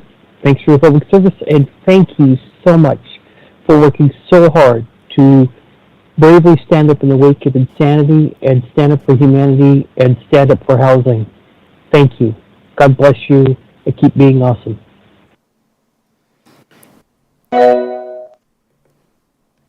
Next, we have Cliff Coffin and then Kelly Much.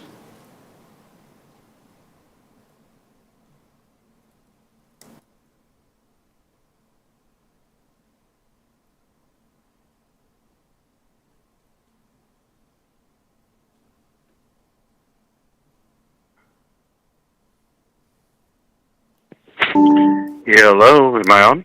Hello, Mr. Coffin. You have 3 minutes to address the council. Thank you, Mayor Bernie, and good evening, Madam Mayor and council members.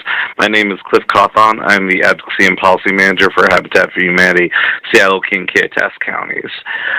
I would like to share our support of Plymouth Permanent Supportive Housing Project here in Redmond. And in my letter to the council last Tuesday that I resent this afternoon, I shared Habitat support for Plymouth housing and this project. While this doesn't directly benefit our organization, which we're permanently affordable housing, particularly a homeownership organization, we're in solidarity with Plymouth Housing and other housing providers like it, because if we want to successfully address this housing crisis, then we need projects across the entire housing continuum and projects like this that make sure people can find their way inside. This project is going to create 100 units of permanently supportive housing, and I cannot begin to express how impactful this is to not just the city of Redmond, but the region as a whole that faces a huge deficit of supply of affordable housing. And this is going to help those who have been most impacted by this crisis, and those who are really on the precipice of losing everything and spending another night outside, as well as providing services and opportunities to them. And Redmond is pivotal. Our region as a whole is growing, and particularly Redmond is growing with in terms of job growth and so many opportunities. In desegregating our communities by building more housing and more types of housing across our region means that more people can fully benefit from that growth, and as well as the good jobs generated, as well as transit, which, as someone mentioned tonight, that transit is a force multiplier when it comes to opportunity. It can create a path for people to one day not just be able to own their own homes and build generational wealth, but to be able to have a shot at fulfilling their dreams. Moreover, Plymouth has an extraordinary success rate for what they do in terms of keeping people housed, moving them on towards the next particular spot on the housing continuum. Now, nevertheless, I know that my words may not allay the concerns of everyone. There will always be fear-mongering, confusion, or even the conflation of the unhoused with drugs, crime, and the worst excesses of society, as we've heard a couple of times tonight. But as in our experience as an affordable housing producer, it is our opinion that to address the ongoing housing crisis, as I mentioned before, that we need projects at every end of the housing continuum to address every area of need that exists and to tackle this holistically so we can have a robust system of support for people. Moreover, our home buyers and homeowners now, many of them have experienced homelessness at one time. Yes. In conclusion, your time is up. So thank you very much for your leadership on this. Have a good evening. Next, we have Kelly Much.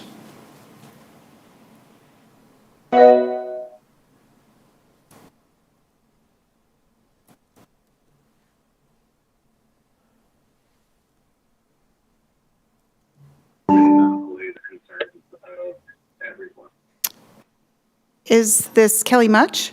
Hello? Hello, is this Kelly Much? Speaking. Yes. This is Mayor Bernie. You have Can you hear me? Yes, you have 3 minutes to address the council. Thank you. Please begin.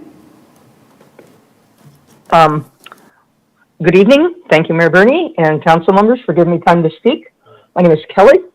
I'm a formerly homeless person and currently a volunteer at the Safe Lot that supported me for 2.5 years. I grew up in Redmond in the 60s and 70s. I received a 2-year technical degree from Lake Washington Technical College, and I lived a normal tax-paying life. I owned a home. I've never been bankrupt.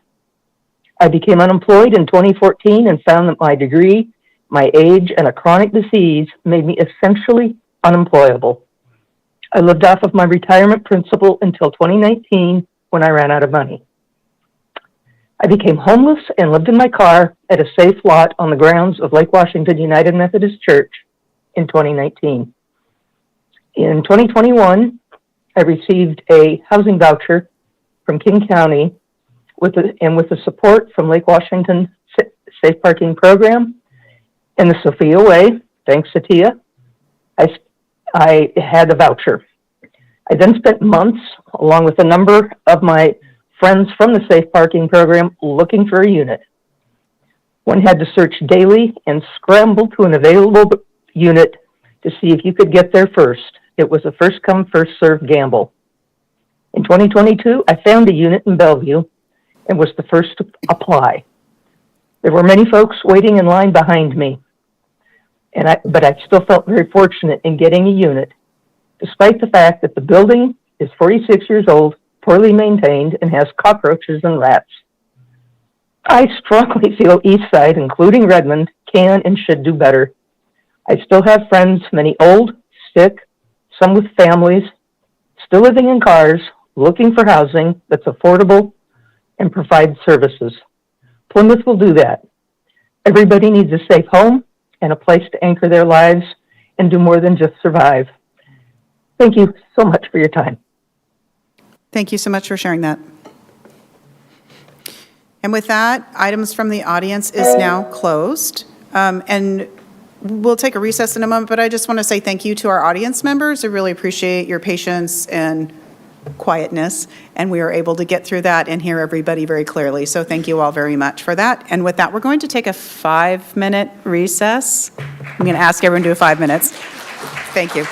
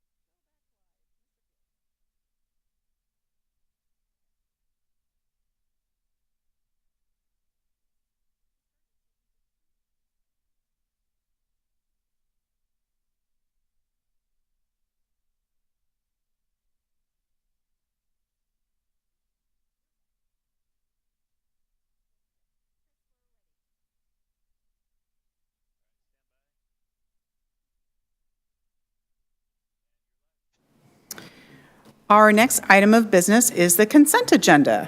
Is there a motion to approve the consent agenda? So moved. Second. It's been moved and seconded. Are there any items to be pulled? Councilmember Fields. I'd like to pull item 9, the Cascade Water. Didn't we move something to be ahead of the consent agenda? After the consent agenda. Got it, thanks. Just trying to keep up. Council Vice President. I'd just like to pull item 12 just to make a quick comment. You can comment without pulling it. Okay, I would love to comment then. Okay, why don't you go and comment on item 12? Sure. I'm very excited to support the apprenticeship program that we are starting up in the city. I really applaud the staff for getting this moving. This was something that, since I heard about it first from Bellevue Councilmember Barksdale, was really interested in bringing it to Redmond, and I know the mayor and I have had a conversation or two about it over the last several years, so I'm really, really excited to get this implemented on city contracts and excited that we are now going to be helping create jobs and sustainable careers for folks, so excited to vote yes. All right, thank you. Councilmember Salahuddin. Just on that same point, on record, I just want to echo everything that Councilmember Forsythe said because I am very appreciative of us moving forward on this. Thank you. Council President. Since we're making a comment on this item, I will note that last year we put this on the council priorities, and it did take us a little bit of time, but we are making it happen. So just something to note really for council as we think about continuing on in our priority setting, that we have put things on the list and then move forward with them collaboratively with staff to get these important priorities done. And I'm excited to vote for it. Thank you. And with that, we've pulled item number 9. The rest of the consent, I need to read a bunch of resolutions into the record. So I will do that now. On consent item 8, resolution number 1581, a resolution of the City Council of the City of Redmond, Washington, authorizing the duly appointed administering agency for a regional coalition for housing, or ARCH, to execute all documents necessary to enter into agreements for the funding of affordable housing projects as recommended by the ARCH Executive Board, utilizing funds from the city's Housing Trust Fund. We pulled number 9. Number 10, ordinance number 3148, an ordinance of the City of Redmond, Washington, amending RMC chapters 1508, Building Code, 1512, Electrical Code, 1514, Mechanical Code, 1516, Plumbing Code, 1518, Energy Code, and adding 1526, Wildline Urban Interface Code to update the city's building and construction codes to reflect current state standards. Consent item 11 is approval of Phase 2 amendments to the Redmond zoning and municipal codes. Ordinance number 3149, an ordinance of the City of Redmond, Washington, amending Redmond Municipal Code Chapter 1304, sewage and drainage, providing for severability and establishing an effective date. Ordinance number 3150, an ordinance of the City of Redmond, Washington, amending Title 5 business licenses and regulations of the Redmond Municipal Code and amending Title 9 public peace, morals, and safety, and providing for severability and establishing an effective date. Ordinance number 3151, an ordinance of the City of Redmond, Washington, amending Section 704154 beekeeping of the Redmond Municipal Code, providing for severability and establishing an effective date. Ordinance number 3152, an ordinance of the City of Redmond, Washington, amending the Redmond Zoning Code Section 2108340, home business, to provide conformance with state legislative updates concerning family daycare providers, providing for severability and establishing an effective date. Ordinance number 3153, an ordinance of the City of Redmond, Washington, amending the Redmond Zoning Code Chapter 2106, urban recreation, and Chapters 2124, fences as part of a periodic rewriting of development regulations, herein referred to as the Redmond Zoning Code, or RZC, rewrite project Phase 2 to provide timely improvements and maintenance to the Redmond Zoning Code and to provide conformance with state legislative updates, providing for severability and establishing an effective date. Ordinance number 3154, an ordinance of the City of Redmond, Washington, amending the Redmond Zoning Code as a periodic rewriting of development regulations, herein referred to as the Redmond Zoning Code, RZC, rewrite projects Phase 2 to provide timely improvements and maintenance to the Redmond Zoning Code and state legislative updates, and to clarify ambulatory or outpatient services as an allowed use within the Northwest Design District, providing for severability and establishing an effective date. Ordinance number 3155, an ordinance of the City of Redmond, Washington, amending the Redmond zoning code as a periodic rewriting of development regulations, herein referred to as the Redmond Zoning Code, or RZC, rewrite project phase 2 to provide timely improvements and maintenance to the Redmond zoning code, providing for severability and establishing an effective date.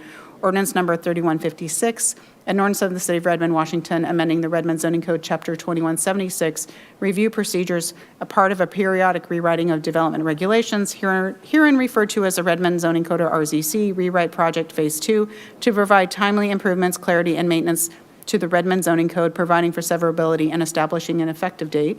Ordinance number 3157, an ordinance of the City of Redmond, Washington, amending the Redmond Zoning Code, Section 2108-340, home business, to provide conformance with state legislative updates, replacing the term marijuana with the term cannabis, providing for severability and establishing an effective date. And ordinance number 3158, an ordinance of the City of Redmond, Washington, amending the Redmond Zoning Code, Article 1, zone-based regulations as part of a periodic rewriting of development regulations, herein referred to as the Redmond Zoning Code, RZC, rewrite project phase 2 to provide timely improvements and maintenance to the Redmond Zoning Code, and to provide conformance with state legislative updates, providing for severability and establishing an effective date. And consent item number 12, ordinance number 3159, an ordinance of the City of Redmond, Washington, adding a new chapter 1526 to the Redmond Municipal Code, establishing an apprenticeship requirements for city-funded public works contracts of $1 million or more, providing for severability and establishing an effective date. And with that, this can be a voice vote because we're all here in person.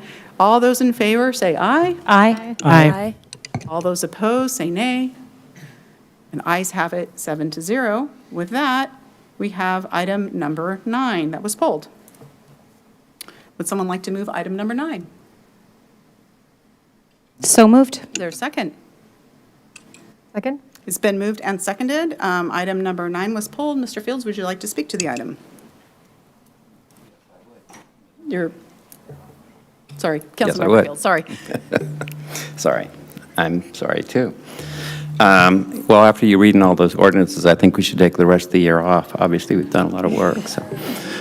I pulled item 9, and when we first discussed this, I expressed my thoughts that there's a lot of things to be done in the city of Redmond this year.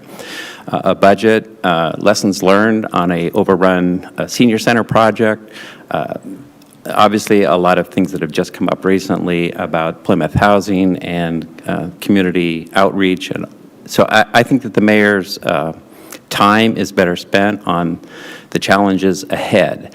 I was reminded when the mayor spoke during the study session that she was appointed as a council member and stayed on. And I think that the 2 appointments by their nature belong in council. So I'm going to vote no on this. I'm not going to take the time to do a motion at this point. If there were 3 other council members that agreed with me and this was voted down, then I would make a motion that council leadership find 2 council members to do Cascade. And while I'm at it, I want to thank both Mayor Burney and Councilmember Anderson for the great work they've done over the past 6 years, however many years, on Cascade. I find it a really important part of what our future needs to be secured. And as Dr. Morton talked about tonight, we do have other water issues. And I would also think that the mayor needs to spend time on our aquifer and the other things. So that's my take on it, and I'm voting no. Any other comments on this item? Seeing none, this is a roll call vote, starting with Council President Kritzer. Aye. No. Aye. Aye. Aye. Aye. No. And that passes 5-2. Thank you all very much. And I should read that into the record. Resolution number 1582, a resolution of the City Council of the City of Redmond, Washington, reappointing Mayor Angela Burney as the city's primary board member and Councilmember Angie Nueva Camina as the city's alternative board member to Cascade Water Alliance. Thank you all very much. That was a lot of reading, and I have thoughts on how to change that in the future. So I'm not going to make our clerk read them either. That's not my solution. Sorry, Sarah. Next up, we have moved the new business item to after consent. New business item is AM number 24-026, approval of a budget increase for the Redmond Senior Community Center of $3,700,000 for a total project budget of $61,700. Is there a motion? Councilmember Stewart. I move to approve a $3.7 million budget increase for the Redmond Senior and Community Center for a total budget of $61,700,000 to be paid for with additional real estate excise tax. Is there a second? Second. It's been moved and seconded. Is there any discussion? Councilmember Stewart? Yeah, I would actually, it would be helpful if we could have Director Cochran join us, if that's possible. We had a couple of pieces of new information that were shared in the packet per the request from our committee meeting last time, and I just wanted to follow up on a couple of questions about the real estate excise tax. Thank you. Director Cochran. Hello. Thank you so much, Dr. Cochran, for the additional materials in our packet this week. We saw this last in the 2PW committee meeting, but we didn't have the information on REIT, so thank you for including that. The materials show that the $19 million, an additional $19 million in real estate excise tax is already set aside for the Municipal Operations Center, the MOC, which is our next big project.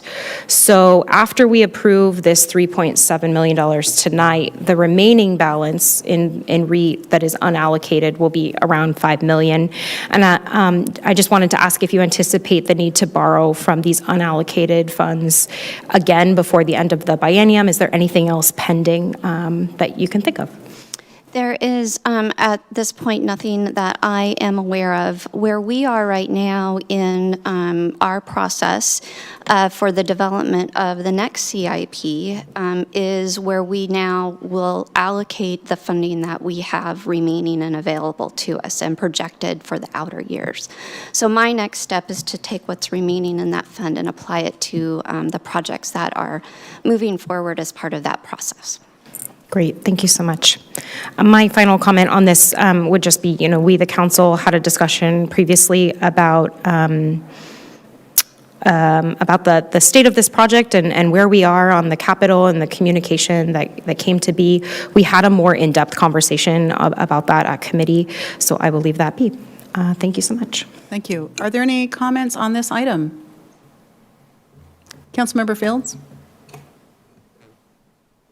I'm going to be voting no on this, primarily based on the responses that we received recently. This looks to me like scope changes drove the increase and the over budget, and council did not have the opportunity to weigh in on those scope changes over the months that led up to this request, and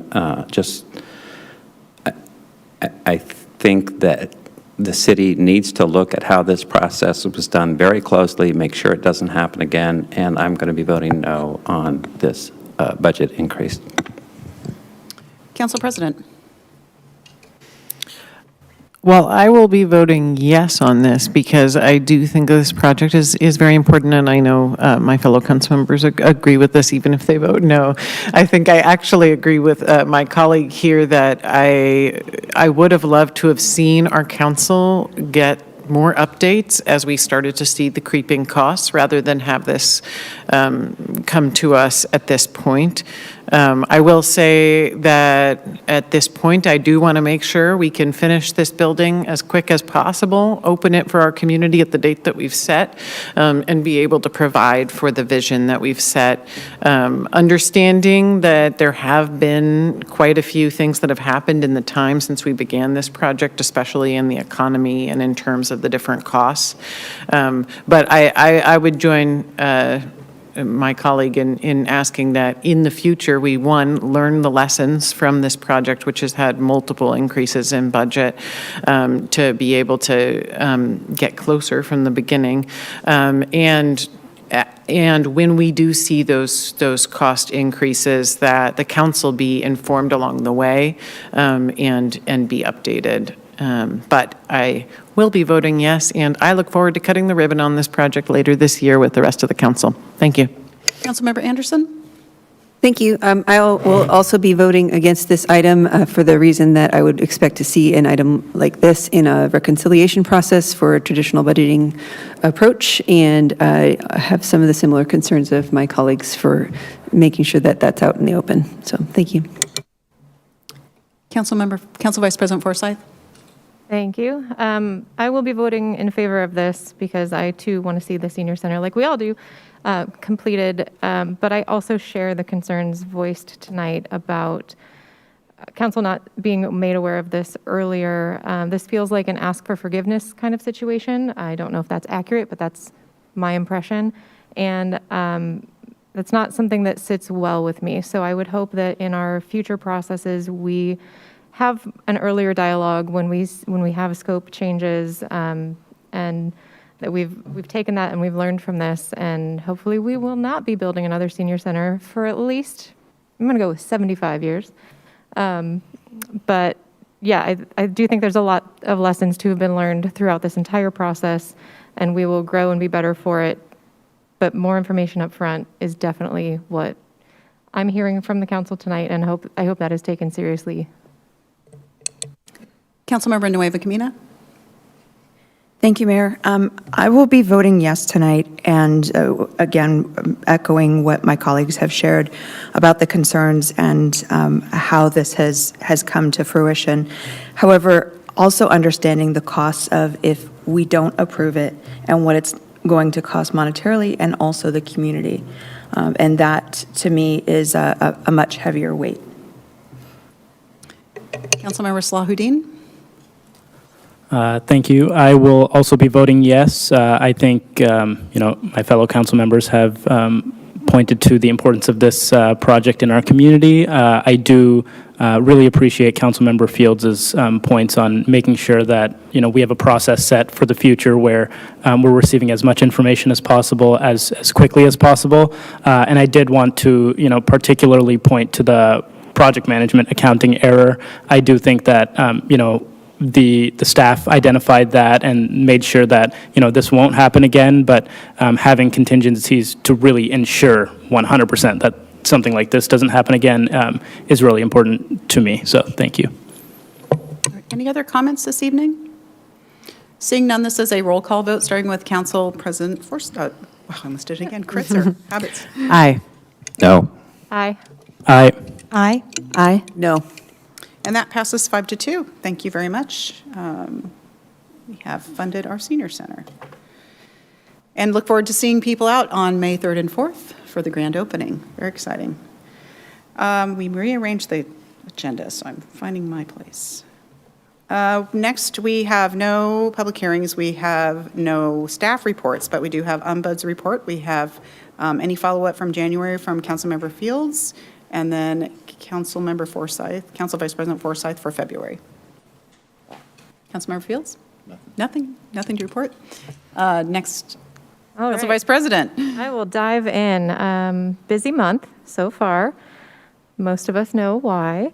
So I will start with, I received a complaint about street racing around the Overlake area, 148th and 24th, with a very specific time, which I passed along to our public safety team, hoping that they received that. I've received some communications about parking issues at Emerald Heights around the construction that is going on there, and have been in contact with that person back and forth. Our first response was not up to snuff, so been connecting with the executive director at Emerald Heights to try to get that resolved as well. Lots of emails, both for and against the permanent supportive housing project. I would direct folks to the city's website for factual information on that topic. Received a contact about finding information for who owns the park and ride near the transit center for use for city events, not city-sponsored events, but community-sponsored events. I received some really interesting information around bike safety infrastructure and some videos that I think we may have all received. Talked to small businesses around the downtown park for parking situations in that area, and I know many of us have actually had those conversations, so that is still being worked on. Also had a community member reach out about parking for small businesses near Anderson Park and how there is no business parking for consumers, but only for the employees in that section. I connected with a community member around our crosswalk near the downtown park for vandalism that occurred, and I just wanted to give a major thank you to our Public Works crew who was out there cleaning it up right away. They did a fantastic job, and I would just like to add that Redmond is not a city that will stand for that sort of hatred, and we support our LGBTQIA plus community members wholeheartedly and hope that you continue to feel safe and welcome in our city. Thank you. Are there any other ombuds items from the council? Councilmember Stewart? Thank you. I also engaged in several conversations regarding the land transfer last week and engaged in several conversations around council's prior work to fully realize a permanent supportive housing portfolio here in the city of Redmond, as well as some feedback regarding city communications. I previously attended the Bellwether Housing Open House for the project the housing that is going to come online at the Overlake Village Transit Center. And while I previously shared that with my colleagues, I bring it up today for the listening public who may be newly interested in housing in our city. You can go to Bellwether's website to sign up for updates and future events and open houses and the like that are coming in the future about that project that will bring hundreds of new homes to the Overlake TOD, transit-oriented development. I had 6 visitors to my office hours last week. It was a busy couple of hours. We discussed public safety, hate crime reporting in King County, how council and the city can develop a culture of belonging. And I also met with Mr. Quinn from Sammamish, who's been coming to chat with council about waste reduction. And we discussed how feedback loops for residents might help drive changes in behaviors. We also discussed some possibilities that I need to follow up with public works staff about regarding possible ideas for future solid waste contracts. Thanks. Thanks. Council President. On the last ombuds, I will note that the Public Works staff has recently created an answer that I will be sending out shortly to Mr. Quinn, just addressing some of the different issues that he has brought up. So just wanted to note that for everyone.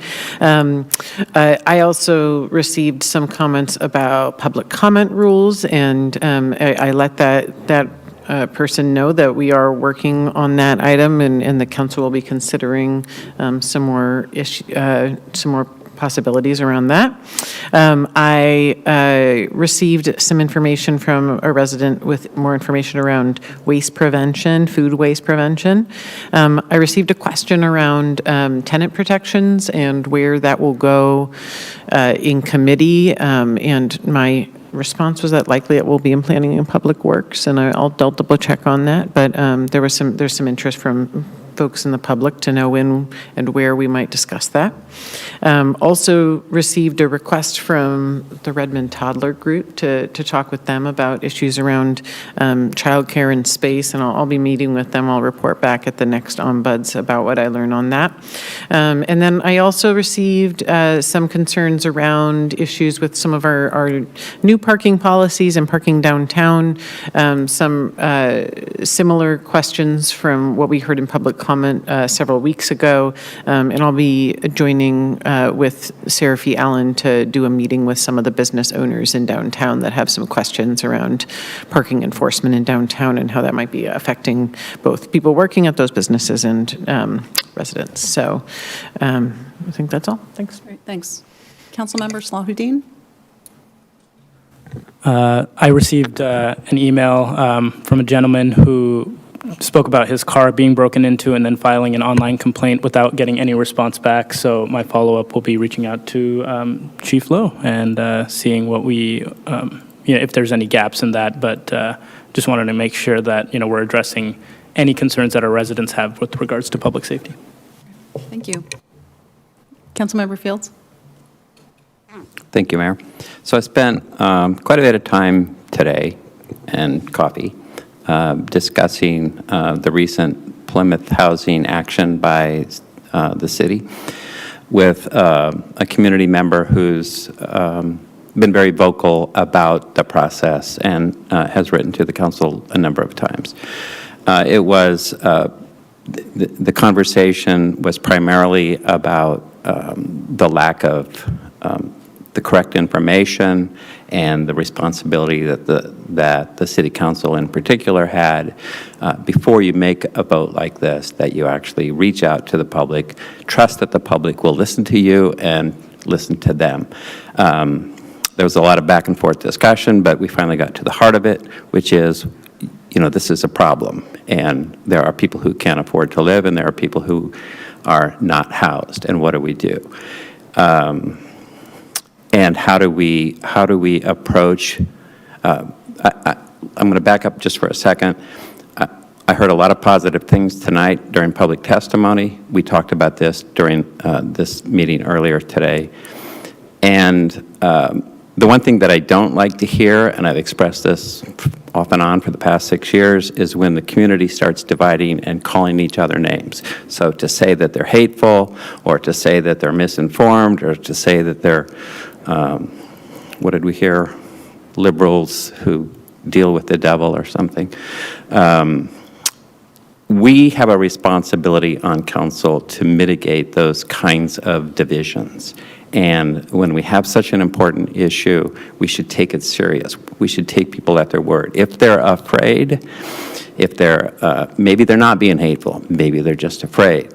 So at the end of this conversation, and I mentioned this earlier in the meeting, and council leadership has told me of their intent that we will discuss during our retreat the idea of more in-depth community hearing sessions where we actually speak with the people who attend those sessions in a way, maybe in tabletop discussions or something.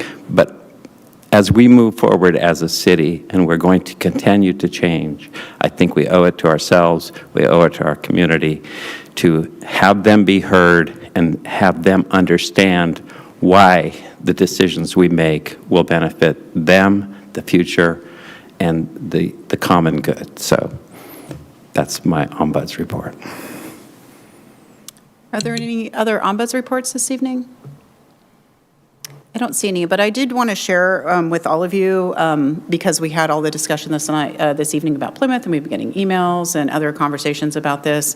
I want to thank all of you for your quick action. The Plymouth project, as you know, had some funding challenges once Kenmore rejected it, and both the Senate and the House fully funded the project of the money that we thought was going to be lost because we were losing the federal dollars.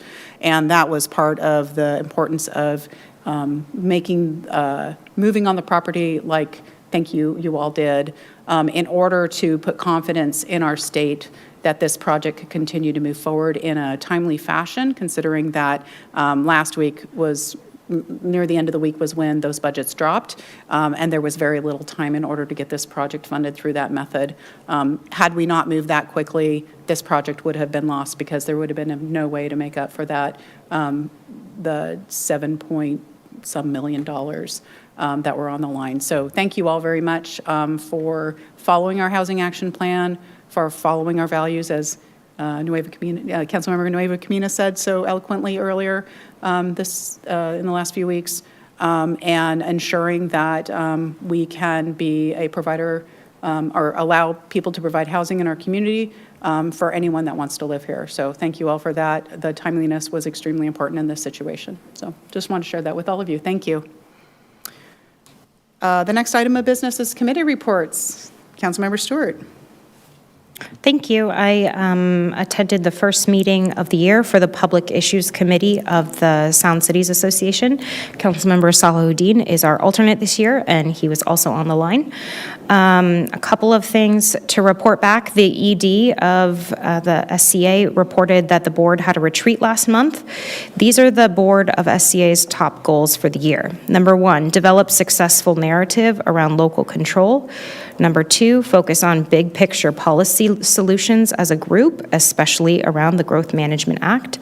Number 3, make our region more attractive to police recruits. So this is the agenda of the board of the SCA, and I wanted to just report that back to you.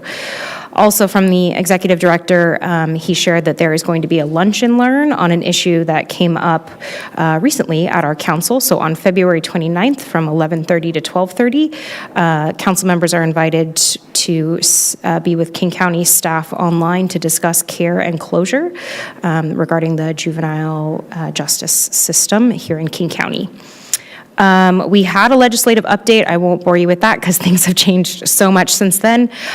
We had Candace Bach from AWC with us, and of course there was quite a bit of discussion around one of not only our priorities, but SCA's priorities and AWC to adjust the 1% property tax cap that, of course, was not alive at that time, and as far as I know, is not alive again. Okay, getting some nods on that as we wind down the session. We did discuss a fair bit the behavioral health legislation that may be coming down the line, and given what is still alive and where the budgets are, AWC, the way they characterized this was that of all the tools available to support behavioral health in our state, cities are probably going to see the resources.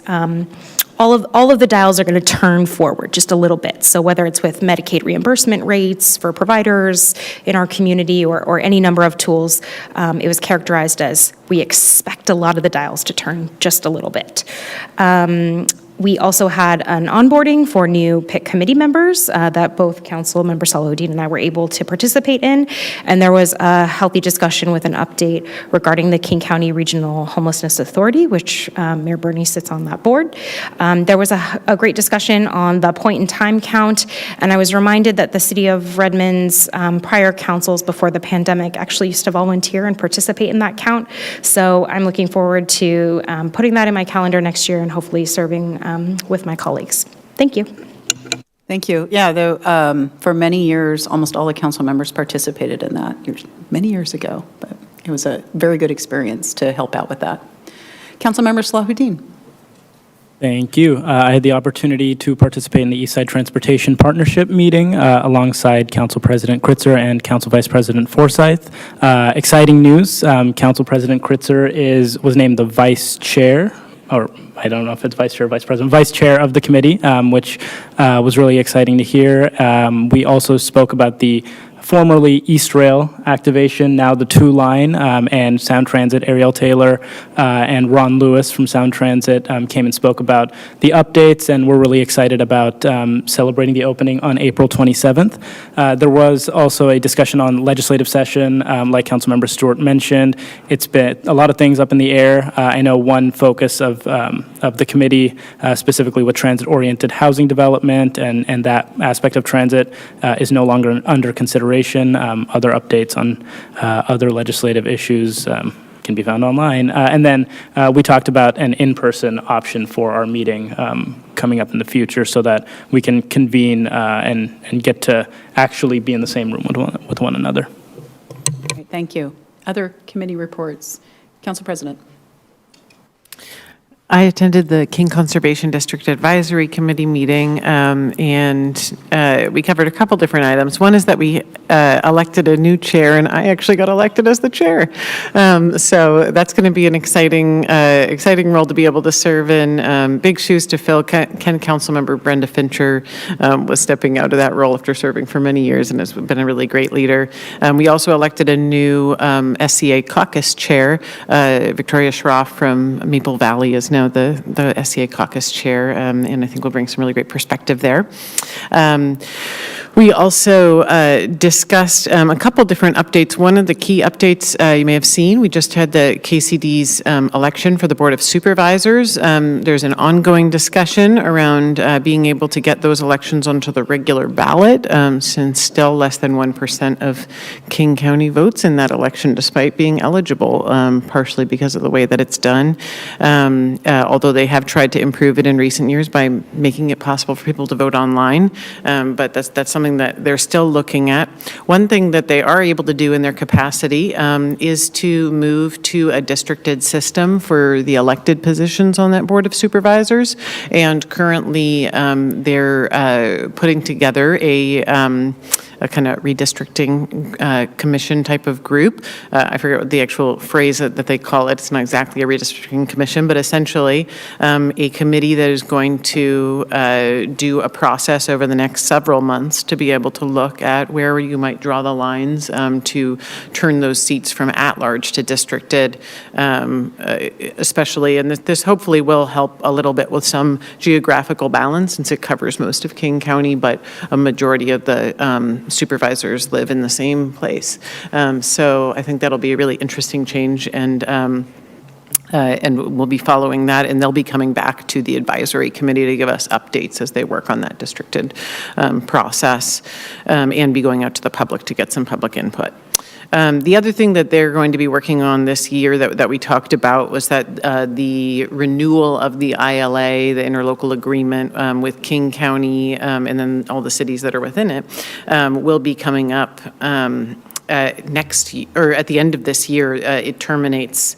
And so they'll be wanting to renew that. One of the things that KCD is going to try to do is come around and connect with cities, since it's really our residents that pay into it, and just making sure that people understand what it goes into. They have just done a major strategic plan update, including really infusing a focus on diversity, equity, inclusion, and justice into everything that they have within their strategic plan, and have a really robust work plan of just thinking about working on how they can connect and address issues, especially around climate resiliency and preparedness in our communities, and also sustainability, food access, a variety of different issues. So they made the offer to come and talk to some cities, and if our council's interested, I'd be happy to have them come and do a little presentation for us at a future meeting. But they'll also be coming to groups like PIC for my colleagues to look out to be able to talk with cities across the Sound Cities region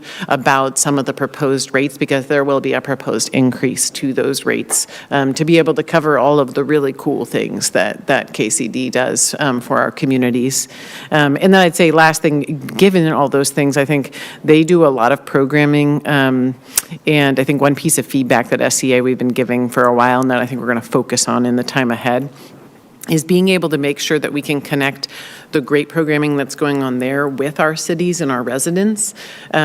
So they have a lot of classes for homeowners, things that can empower people in their own backyards to be able to do more sustainable practices. And it's something that I think we could really take advantage of in our city. So that was kind of a long update, but it was an exciting meeting. Thanks. Well, and it would be great to have them present to us. They could either do like what Move Redmond did at the beginning if they had a short 10-minute thing, or we could find time for them in a study session sometime this year. So, or a staff report. So kind of think about that. We can talk later.